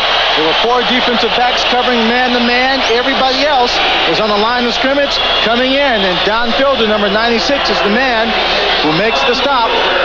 Everybody in Vince Tobin's defense was coming. Sipe, who drops back, gets his normal position, realizes he has no place to go and just protects himself. Grupp is in to punt. 4th punt of the ball game. Pretty good kick. Last one went 50. This one not as long. Taken by Garcia Lane, trying to wiggle his way through the traffic. And returns 3 or 4 yards. It's a 35-yard punt and a 5-yard return. 8:32 to go in the 3rd quarter. Still a 6-0 ball game. Brian Sipe talking to the coaching staff upstairs there with a headset, walking around. Gary Barbaro has not been in the ball game in some time, so he had a leg brace pinching him. And as a result, he came off the field and he's not returned.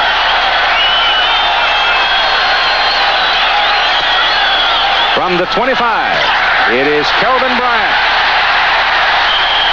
And he's up near the 34. Short of the 1st down as Gregory Johnson brings him down. Kelvin Bryant received some very good blocking from his offensive line. They were picking people up as they were coming around, trying to cut Kelvin Bryant off. You see him there. You see Fielder tries to come up there. Gets to the outside, steps over a couple people on the ground. Finally hauled down by number 27, Gregory Johnson. He picked up about 9 yards. 2nd down, 1. Yusina trying to cash in something big here. He has nobody to throw it to. Tries to dump it off to Alan Harbin, who's trying to learn to play the fullback position. And doesn't work. Well, he threw a hand up there and just tipped off his hand. You got an injury timeout here for a Philadelphia player. Looks like Ken Dunnick, the tight end. It's a leg problem.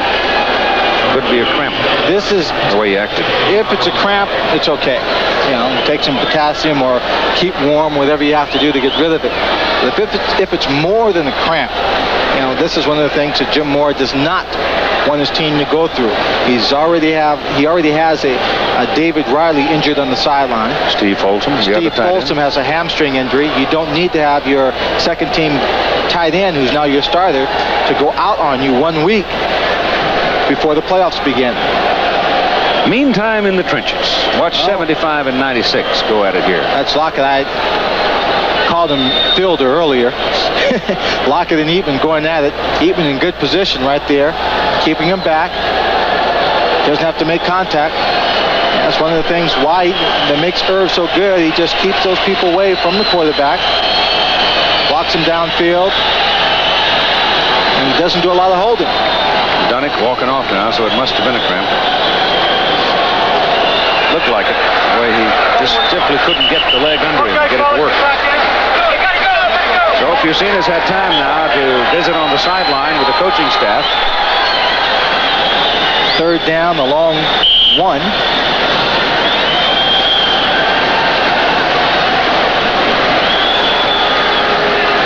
They've been shut out for 37 minutes and 29 seconds.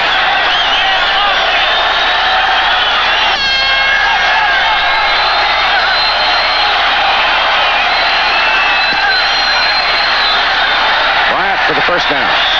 Moves it out to about the 36. There are certain backs, and Kelvin Bryant seems to be one of them, that I don't know whether it's his pace coming to the ball, whether it's the realization of the offensive line that if we do some work, if we give the man a hole, he'll do something big. But it always seems that when Bryant has the ball, that offensive front comes off so forcefully. Seen at many levels of football. Blitz doesn't work. They pick it up. Alan Harvin, though, can't go anywhere as Willie Harper and John Joyce stand him up on the corner. Looked like a tag team wrestling match going on out there with Harvin didn't have his partner to help him. Well, it's a tough thing for Alan to try to do, step in here and learn to play fullback in the final third of the season, the final quarter of the season. Calls for a good deal more blocking. Also on his part. Again, a very light rain shower. 2nd and 10.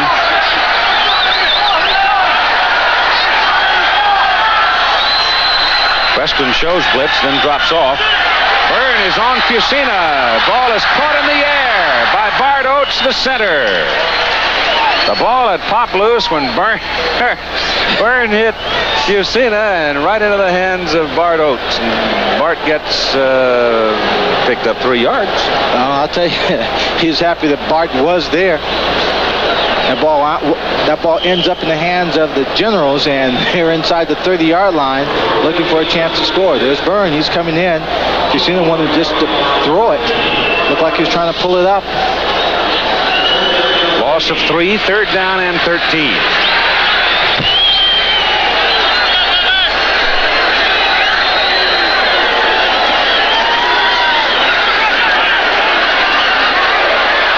Incomplete.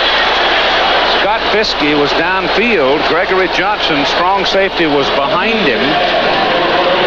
And Johnson had it right in his hand. Looks Scott Fiske stopped. Yeah, he stopped, looked back, and didn't see the ball. He stopped. The ball sailed over his head. Johnson came up. Johnson may have jammed his finger on the play. He came up to where the ball bounced, where he pulled his hand back. Looked like he just might have jammed it. Landetta's punt. Timmy White is deep.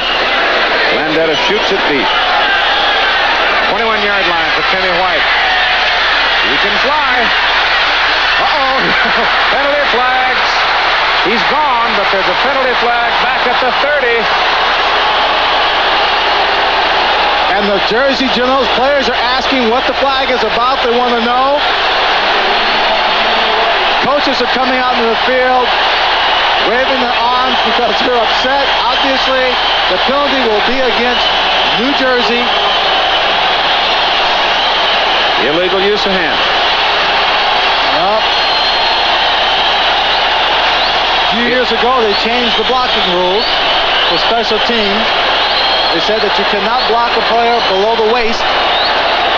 And ever since that rule was brought into professional football, we have had more penalties called for illegal use of hands, holding, blocking players from behind. Philadelphia's lucky because White had gone 79 yards for a touchdown. On the return, illegal block in the back, above the waist. Number 47 of the return team. Joyce. First down. 47 is John Joyce, a linebacker for New Jersey. Generals make a big mistake. Ball comes back to their 18. It's amazing. Philadelphia's made mistakes all day. New Jersey has 6 points. That one mistake cost them a touchdown. Sipes' pass is complete to Knight for a first down. Out on the 34. I was saying that one play cost them a touchdown by Timmy White. And should Philadelphia be able to stop them in their own territory, get the ball back, score one touchdown, the ball game is tied. You know, White just may give them a new weapon, though, returning those kicks. He is quick. He is very, very quick. Plus, not coming in to play a wide receiver often for the ball club. He's always rested, looking for an opportunity to prove his worth on the football team.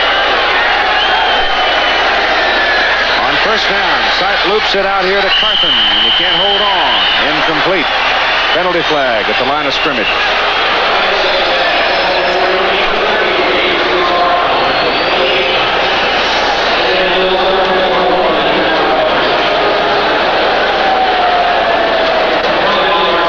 It's against New Jersey.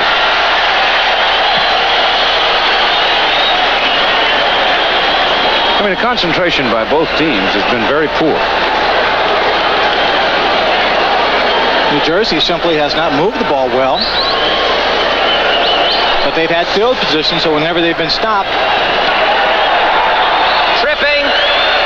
Number 73, offense. Still first down. Well, it's been a while since I've heard that call. Yeah.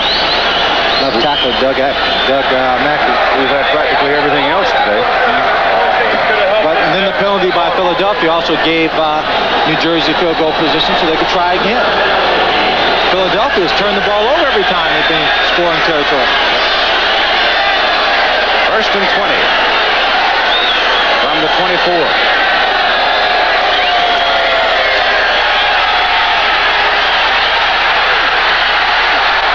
Sipes pass, good to Collins. Almost got a first down out of it. He had all day to stand around and look, and finally Collins got away from Garcia Lane and almost picked up a first down. But you can see Brian getting nervous. His feet were just jumping around, saying, come on, guys, get open somewhere soon. All the receivers are hustling downfield, and Collins finally gets away from Garcia Lane to the outside. Brian Sipe picks him up. You see he's getting excellent protection, but he knows he's got to find someone quick.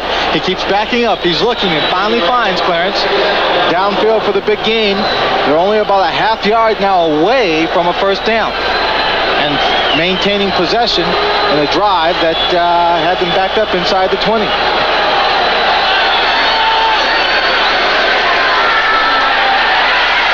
Carthen's open to the Philadelphia 39. A lot of people in on the pass rush.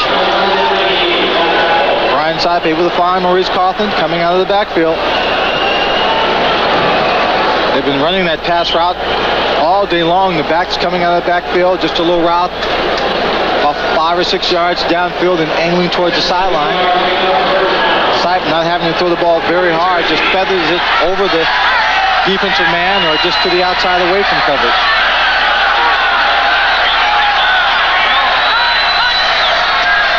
Carthen caught behind the line of scrimmage by Pete Kugler, the nose tackle, who fought through the block to grab him as he went by.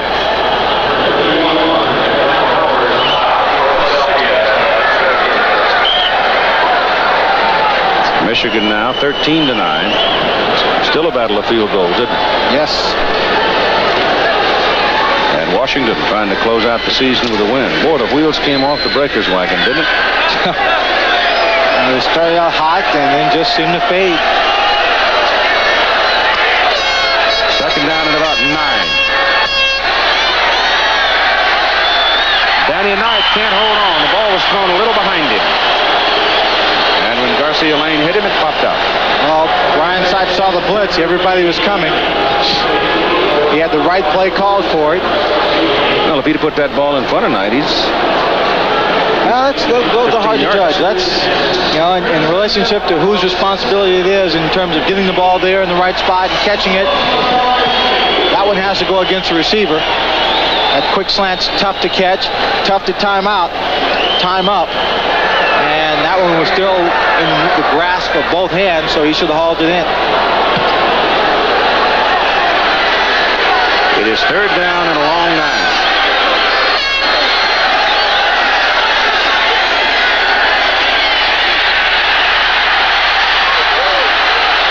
Sipe dumps it off to Walker, and Walker's got a first down. Don Fielder was chasing Brian Sipe, but just simply couldn't get to him in time. Well, all the years that Brian has been in the National Football League, that sixth sense told him that that man was hot on his track. Brian looked like he was going to go over the line of scrimmage. I'm sure Brian realizes he's not the fastest passer in this league. Just kind of jumped up in the air. Heaved one just high enough for Walker to get to. Over a defensive player. I think one of the linebackers was underneath that pass, couldn't reach up and get it. Walker made a good catch and picked up about 10 more yards on the run. Ball is at the Philadelphia 19, first down, New Jersey. This is Herschel. Pretty tough running there, folks.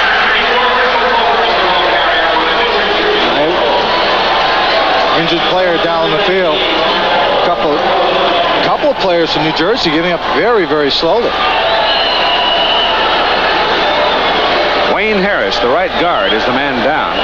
58, Ken Hall was the center, is the center who was limping after he got up. Walker picked up 8 yards, moved it down to the 11 of Philadelphia. So here are the Stars. In trouble with 41 seconds to go in the third. John Reeves is not injured. Jordan is just getting some playing time, having been activated at the close of the season. And he has passed Tampa Bay into a 14-10 lead over Birmingham.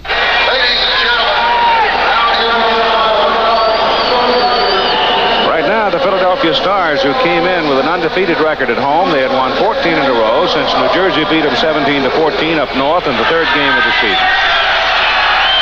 Seemingly the best team in the league, but right now they got a problem. They trail 6-0, 25 seconds to go third quarter, and New Jersey's got it second down and 2 at the 11. And Carthen looks like he's made it a first and goal at about the 9, or inside the 9.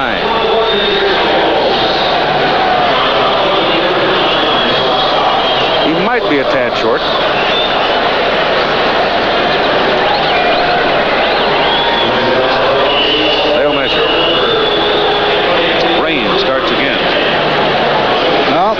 Talked about jinxes, and Philadelphia has to feel a little snake bitten right now. Tell you now, what if New Jersey wins this ball game? They've beaten them twice. I'll tell you, do a little head job on you. That's what I'm talking about. You start thinking to yourself, well, why can't we go in here and just play football against these people? Now, they're a good football team. Now, I go back to something O.J. Simpson told me some time ago about playing against good teams and playing against bad teams.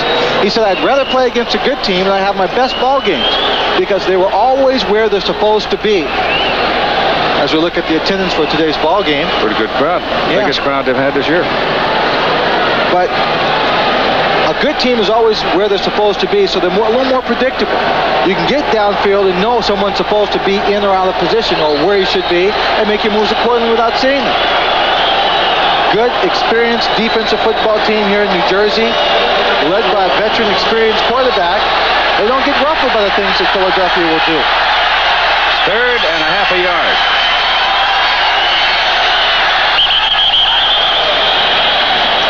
Third quarter is over, so they'll take the time out here, walk to the other end of the field for the third and short play with New Jersey leading 6-0. And we'll continue after this message.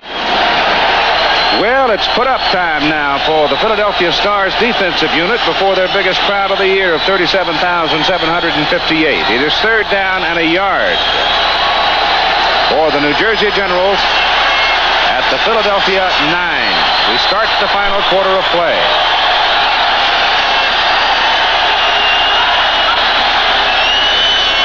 Carson didn't get it. John Bunting over the top, knocked him back. Buddy Moore had him from the low position, and between the two, they turned him away. It's just a wall of people in front of him. He had no place to run. He ran into the back of that wall, then tried to bounce it to the outside and was brought down. And Roger Ruzek comes in. He has been good from 47 yards and 37 yards. This will be a 26-yarder. If he makes it, it will be a touchdown and a field goal lead.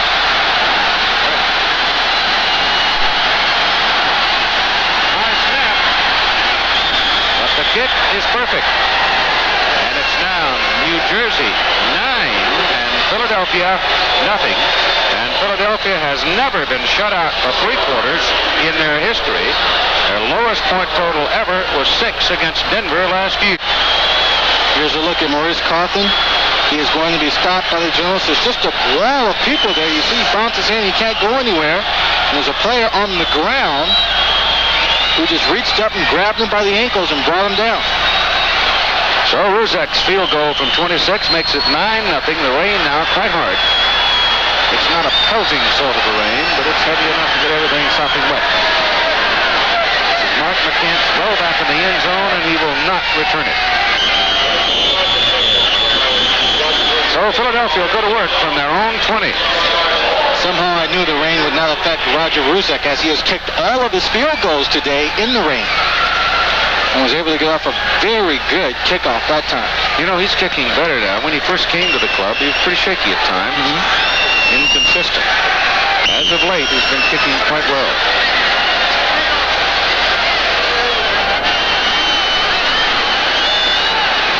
Three wide people now. Lone remaining back is Calvin Bryant. David Riley's hurt left knee out of the ball game. Steve Folsom tight end, hamstring out of the ball game. Swing it out there to Bryant, and he just drops it. Never got a handle on it and dropped it. Kelvin did not play in the first half at all, and didn't come in until actually Riley was hurt. Well, Kelvin will hang on to those passes, so when he drops them, jump on top of them.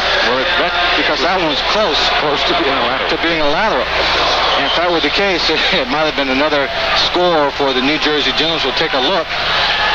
Chuck has to get back behind. Boy, I think that might have been a lateral. Here comes Bryant. First down. He gets it over the 30 with that second effort. Or when he cuts it back into the middle like that, he doesn't slow up. He just goes. Kelvin Bryant of North Carolina, he just took off to the inside of that run. Instinctively, I think he felt he should go there. I thought there was more room for him on the outside, but he made the cut. Picks up 10 for the first. Ball is out on the 31.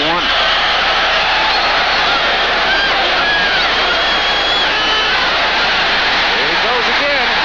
And another first down to the 45, 14 yards that time. Boy, ran into Gregory Johnson, number 27.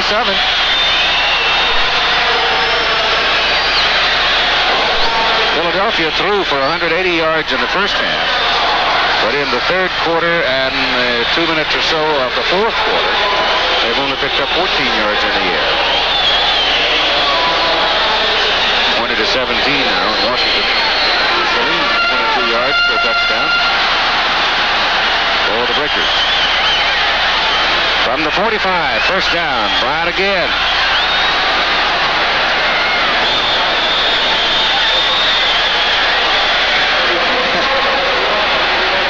Bryant didn't pick up much on that particular play, but working away from the grasp of a couple of defensive ball players. I think number 56, Willie Harper. Kelvin trying to ignite his football team. 2nd down and 7 now as they send in wide receivers and Brian Thomas. Tom Donovan coming in, and Bryant leaves. 12.5 to go in the football game. 9-0 Generals. Dunnick back in at tight end.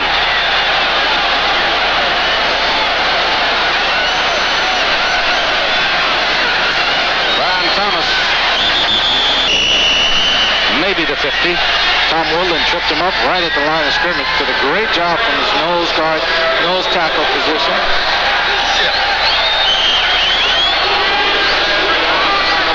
Always worries me when I see one of those fast backs just sprinting up to that line of scrimmage, knowing if he gets a little bit of a hold and you don't get a hand on him, he could be in your secondary in a matter of seconds and on his way for a long score.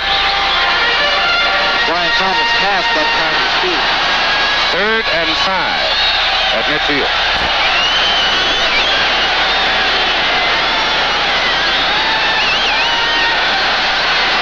That's Collier. First down at the New Jersey 36. Brought down by John Preston. Willie Collier. A crossing route, a shallow crossing route across the middle of the field. Casina picks him up. He got great protection. You see LeClaire underneath him.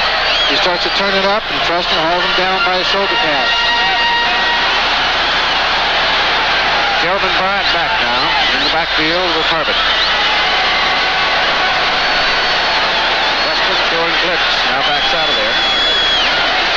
They give it to Bryant, and Preston started back and stepped back in the hole, and he was in exactly the right place. Herb Eaton going at it again with James Lockett a little bit of a standoff that time. Oh, a couple of red kids still enjoying the football game.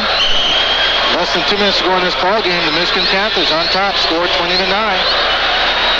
So they'll be going to Los Angeles next Saturday to start the playoffs. The defending champions. I think Los Angeles would rather play Michigan than Arizona at this stage. I would too. I certainly would think so. Kelvin Bryant had to sort of reach back to get a good handle on the ball, thus he never really was able to accelerate. And the gain, consequently, is relatively short to bring up a 3rd down and about 6. Nickel defense goes in for New Jersey, and the wide receivers will come in for Philadelphia. 9:52 on the clock. New Jersey out in front by 9. That's what New Jersey likes to do in the 4th quarter of a ball game because they are not a strong come-from-behind team. 17-10 now, Tampa Bay.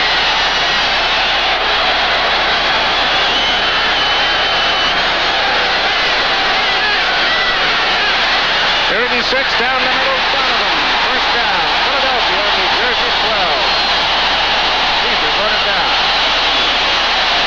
Obviously the best drive of the day, the only real drive of the day for the Philadelphia Stars. Drive was started out on the shoulders of Kelvin Bryant running the ball. Now Chuck Fusina is putting the ball in the air. Donovan runs a deep in route. Gets back deep in the middle of the field. Wide open in between the 2 safeties for the first down. Ball inside the 15-yard line. Bryant on a sweep. And he gets out to the 9. Picked up 3 yards on the sweep. And the Philadelphia man is down. It looks like it's Brad Oates, number 70. BYU veteran, tackle. Lifting both legs at the knees, and so we know I don't think it's a leg. So a timeout for the injured player. Philadelphia with the football. 2nd down. And 7 on Brad Oates, who was hurt on that last play, the sweep, but he's now sitting up on the field.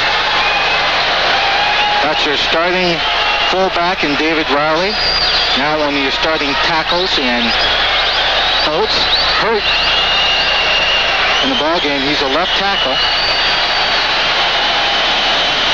pushed back and getting flipped over. A couple people who were down on the ground.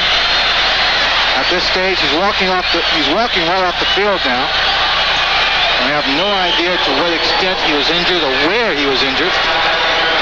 Joe Conwell will come in to replace him, a rookie out of North Carolina, 6'6", 265. Second down and 7 from the 9 of New Jersey. 9-0. The Generals lead it. Boy, there's certainly nothing there that time, huh? Joe Cromwell was blocking on Jim Byrne. Jim Byrne got inside and just really laid him down. Wide receivers come back in now. We're told that Brad Oates has a neck strain. Tom Woodland goes in to play the nose tackle position now for the Generals. Brings out Frank Mattias. It's third down and 7. Full wide.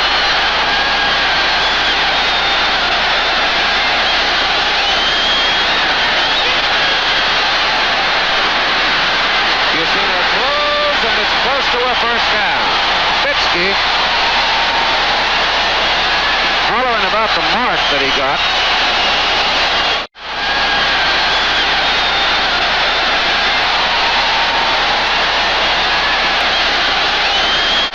Right now, New Jersey has the football. Let's see if they answer. Herschel Walker.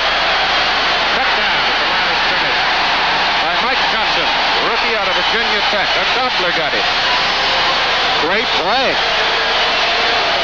He just came in from that linebacking position. Inside linebacker. Had the angle on Herschel and came after him like Herschel he was cornered. He had no place to run. That's the drive for Philadelphia. The only thing wrong with it maybe is it took so much time. Yep.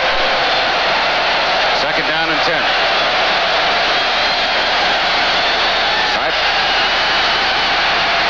Brian loops it back over here to Walker. Penalty flag. What do you got? Roughing the passer? George Cooper, number 56, is back there with him. I think that's what they're going to call. I think Brian Sipes saw defensive player behind Herschel Walker, so he just threw that over his head and deep. I tell you, Jonathan Sutton had been playing the ball instead of Herschel. It's 6 points. Right. Stars are dinged again. I'll tell you one thing. I wouldn't want to give Herschel too much cushion when you think he might catch the football. Just for fear of his speed and his strength, if you just give him enough cushion so he can build it up. 15 big ones.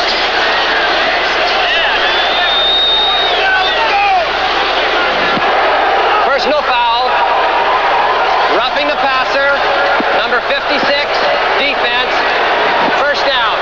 9th penalty, 76 yards. Unbelievable. Ball's now at midfield. Maybe it's Ruzek's day.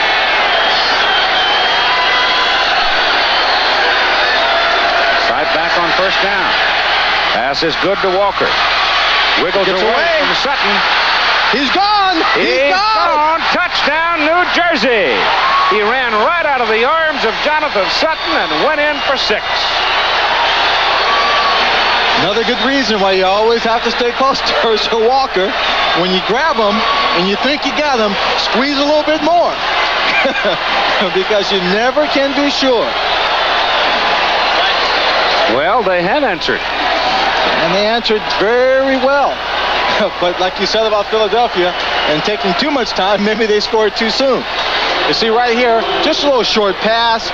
Sutton has him right there. He just keeps his legs going. He slips off, and now forget it. He's got daylight. He turns on the speed. He says, hey, Olympic trials, watch this 50-yard sprint. Rupp will hold it. Ruzek will kick it. Sutton almost got a hand on it, but it's good. Today almost just isn't good enough.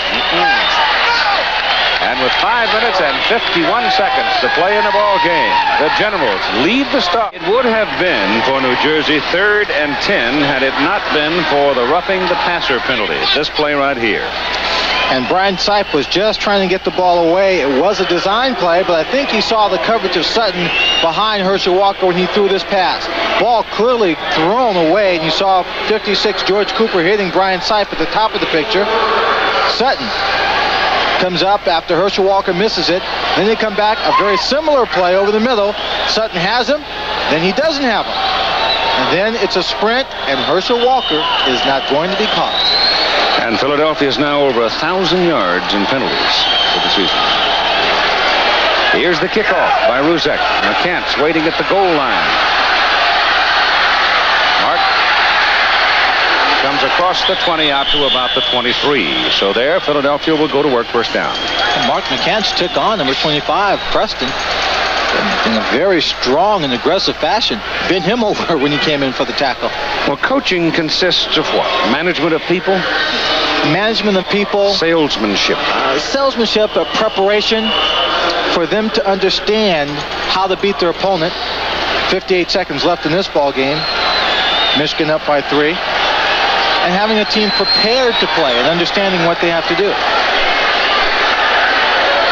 Fusina ducks away from the crowd, gets his pass away, and it is caught by Collier across the 40 at the 41, and Mike Williams is arguing that he trapped it. He trapped the ball. Someone from New Jersey had a chance to just knock it down. Coming across that pass about 5 yards before it reached Willie Collier. Extra point blocked. In that ball game, Tampa Bay still leading by 1. Fusina has all day to throw. Now throws and hits Fitzke as he slides out of bounds at the New Jersey 42. New Jersey sitting back in the zone, covering the receivers. We're doing a very good job, but unfortunately, they were doing a good job covering the receivers, but there was no pressure on Fusina. Well, if you don't put an extra man up there, that Philadelphia front's just whip you all day. You're not going to cause any trouble. Pretty tough to have 3 people go in against Irv Eatman and Chuck Comiskey and Gilbert and Bart Oates.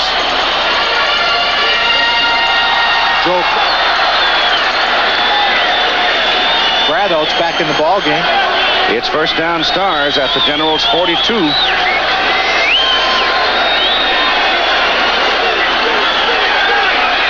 Fusina loops it out to Bryant. Kelvin Bryant's got another first down at the 31 of New Jersey.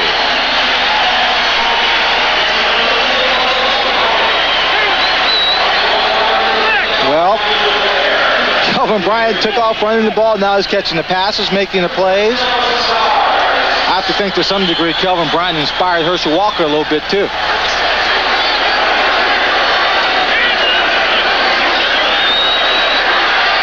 The other way to Bryant, knocked down by Preston. Short pickup on the play, down to the 27, about 4 yards. Well, if there was any doubt in your mind that Philadelphia wanted to win this ball game, it should be erased right now, because they're trying everything they can do, leaving all their top personnel in the ball game, trying to come back and win this ball game. Fusina's hit 7 in a row in this comeback. That goes to Harvin. Can't get away from LeClaire. Can't quite stretch for the first down. Well, he needs to be about 6 inches taller to stretch for that first down. Rain now falling. 3:33 on the clock.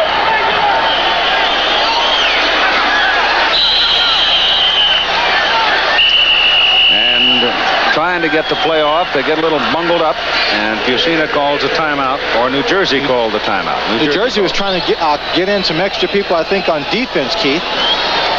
They brought out some of the linemen to put in the extra defensive backs and an extra linebacker, and I think they either had one too many or one too few. They couldn't get him in there all at the same time, and the Philadelphia offense was on the field. The Michigan Panthers have defeated the Chicago Blitz 20-17 and thus qualified as the first wild card team in the Western Conference. Arizona is the second wild card team.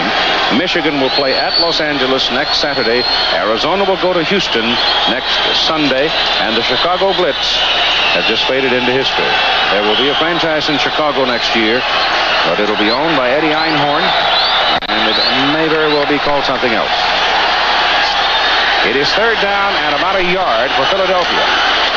Kelvin Bryant into the stack. No. He get there. You don't think he made it. I don't think he did. That time the defensive line of the New Jersey Generals got off on the snap of the ball. Had a great charge. The offensive line for Philadelphia couldn't get him back off the line of scrimmage. And Kelvin Bryant just bounced up inside, found no room to run, tried to come off to the outside. The cornerback came up and made the stop. And the clock is ticking. Inside 3 minutes, and Dave Trout is in on the field, puts the tee down at the 29 to go for a 39-yard field goal. It's a 16-7 New Jersey lead. A touchdown would not catch him, so they obviously feel they'll go ahead and try to get the 3 points here, and maybe the touchdown will come at some other place. Tim Reardon puts it down. The 39-yard kick is on its way, and it is good. So Trout delivers at 2 minutes and 33 seconds to play in the football game. It is now 16-10. Well, it was pretty dull for 3 quarters, but things have warmed up. Let's talk a little bit here, Swanee, about what happens if Philadelphia does come back to win. Well, if they do come back to win, it really takes all the steam or all the momentum this New Jersey team has built up in this ball game going into the playoffs. It also gives them the confidence that they can come back and beat this ball club anytime they want to, having trailed, played horrible football so far in this ball game up until the last 2 drives here.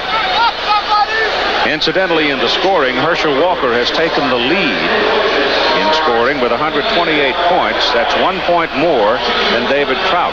With his field goal, David reaches 127 points. Anderson with 126 and Tony Frisch with 117. Well, with the field goal, Nick, yeah, you're right. 127. Washington has beaten New Orleans 20-17. That's another franchise that's going to be changed, going to Miami. Here's the kickoff going to Marcus Hackett to the 8-yard line. He's in trouble. And penalty flags are thrown as Hackett is finally wrestled down. They're determined to put him on the ground. Another penalty flag. So you may have offsetting penalties here. I think Mark McCants might have gotten a little carried away there trying to put Marcus Hackett down. Antonio Gibson, number 23, and Miller, number 57, John Miller, they were going at it a little bit, also on the football field. In a case like this, the referee usually says offsetting penalties. And well, that's illegal use of hands against New Jersey. That's the first one. Second one is a personal foul. That's also New Jersey. And a personal foul against Philadelphia. And a personal foul against Philadelphia. So you'll have offsetting personal fouls, and the first penalty then will take effect. I think that's the way he's going to do it.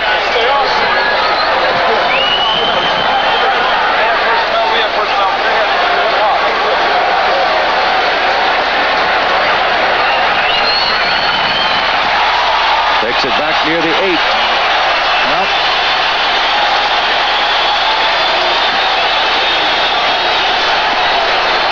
during the return, illegal block in the back, number 84 of the return team.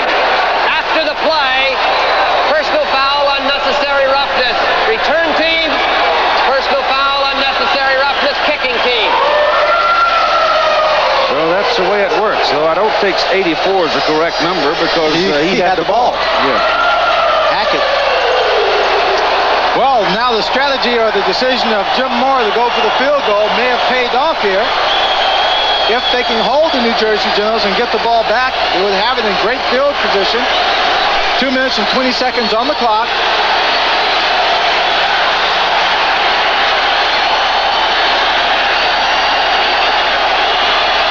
Carthen trying to get to the outside. Can't do it. Mike Johnson again.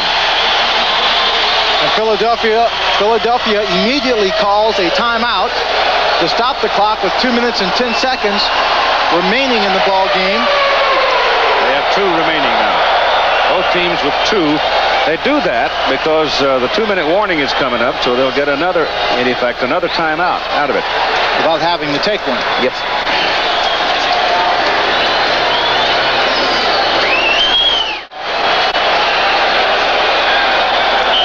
Two minutes and 10 seconds to play in this football game. New Jersey 16 and Philadelphia 10. It's second down and still about 10 for the Generals. So they'll have one play and then the 2-minute warning, and now it's raining quite hard.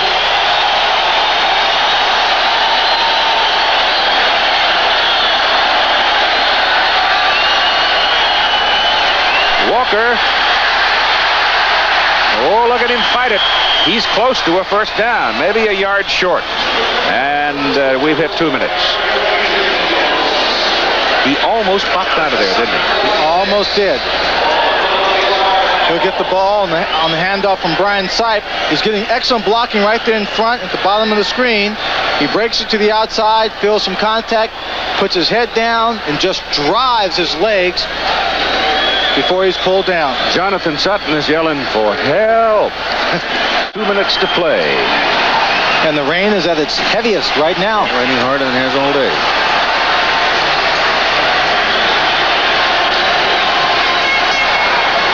Less than 2 minutes to play at Legion Field. Tampa Bay Bandits 17. They have the ball, leading Birmingham. If things stay the way they are in that ball game. Birmingham missed the extra point. Blocked. Then Tampa Bay will be playing at Birmingham. And New Jersey coming back here. 3rd and 1.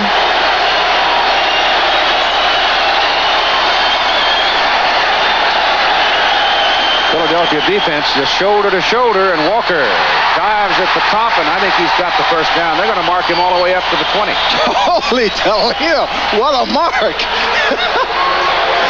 I thought he got the first down, but I didn't see him going that far. Maybe it's just the angle from here. Herschel Walker using his speed and his leg drive. The line charges out and goes up over the air, over the pile-up, yeah. Looking at it on the replay, he's right at about the 20-yard line. Philadelphia calls timeout. They've got 1 left now. At 1 minute and 55 to play in the football game. And New Jersey leading 16-10.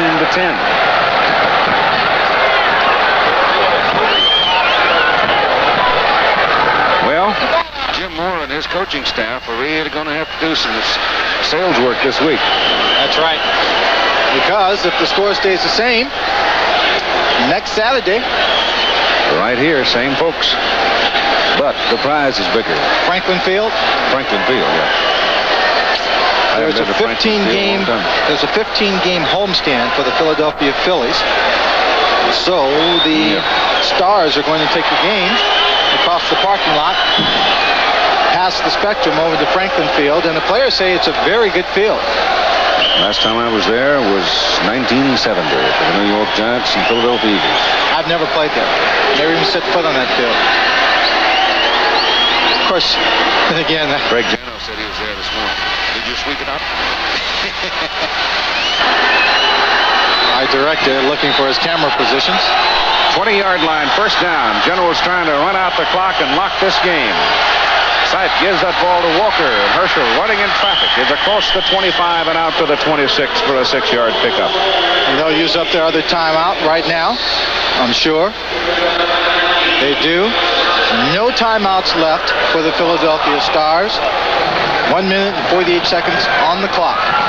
Which team would you say is out of that Western Conference? I happen to be of the opinion that the Arizona Wranglers have momentum coming out of the Western Conference. Well, I think they do. They've had their problems, their ups and downs, and injuries and so forth, and they seem to be on the roll right now. I still have to believe that Houston has got an edge because they've got more momentum, more consistency in their offense, and their defense is playing much better football. And they're at home. And they're at home. But in today's ball game, before this game started, I walked out into the field and I was talking to members of the offensive line for the Philadelphia Stars, and they are of the consensus opinion that the Arizona Wranglers are the great sleeper football team in the USFL this year. That they're a much better football team than their record indicates. And when you look at the stats, they are the #1 defensive team in the entire league. And defense can win you ball games in a big way. Herschel Walker's produced 133 yards today, 53 on the ground, and 80 receiving, including a touchdown. Whistle stops it. They had pulled the ball back. He stops them and moves it back up the field a foot or so. Second down and 4.5. Guess who's got it? And guess who's got a first down? It's Herschel Walker. Adding more yards to his total. And I was going to say that the New Jersey Generals needed a first down in order to be able to maintain possession of the ball and run the clock out, even with Philadelphia not having any timeouts left. Tampa Bay has defeated Birmingham 17-16. That's the final score. So we'll see a rematch there. Should this ball game remain. Birmingham had beaten Tampa, 27-9, if I remember, in their first meeting. From the 35, it's a first down. And everybody goes. And there's a little bit of a loss on the play. Now Philadelphia has run out of timeouts, and that clock is just keep on grinding. New Jersey won the first ball game in the snow and cold at Giant Stadium, 17-14. And now here on a cold, or not a cold, but a cool, wet afternoon, it's 16-10 New Jersey. No team has ever beaten Philadelphia twice in the same season. But the Generals are threatening to do it. Sipe takes the snap, turns around, and puts a knee on the ground, and you've got a half a minute to go in the football game. And the Philadelphia Stars will have their first home loss of the season. They'll have a 14-game winning string stopped. They will finish the year at 16-2. The New Jersey Generals will finish the season at 14-4. And they'll be back here in Philadelphia at Franklin Field next Saturday afternoon to decide the first round of the playoffs. Tampa Bay will be playing at Birmingham. Michigan will be at Los Angeles. And Arizona will be in Houston. And there's your final second gone. Jim Mora and Walt Michaels shaking hands, and the game is done. New Jersey 16 and Philadelphia 10. And a moment now, Don Tolleson talking to Jim Mora.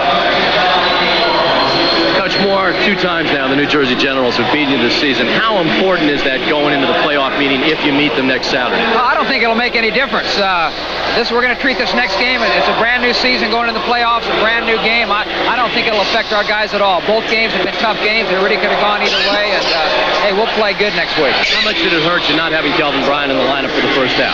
Oh, I don't think that was the difference in the ball game. We were moving the ball well on it. We just made too many mistakes at critical times, and really had a tough time recovering from that. Their great running back, Herschel Walker, is a guy who finishes every run, the great second, third, fourth effort. Yeah, Herschel's a great back. He's the kind of guy you can't ever ease up. You know, he can not look real good a lot of times, and all of a sudden, bam, he can beat you quick, and he did that with the touchdown there. But you're confident your guys will be ready if there's another meeting next week? You bet they will. All right, Jim Moore, the Philadelphia Stars, they've lost twice, but he says they'll be ready for the playoffs. Well, there's your final score. New Jersey 16 and Philadelphia 10.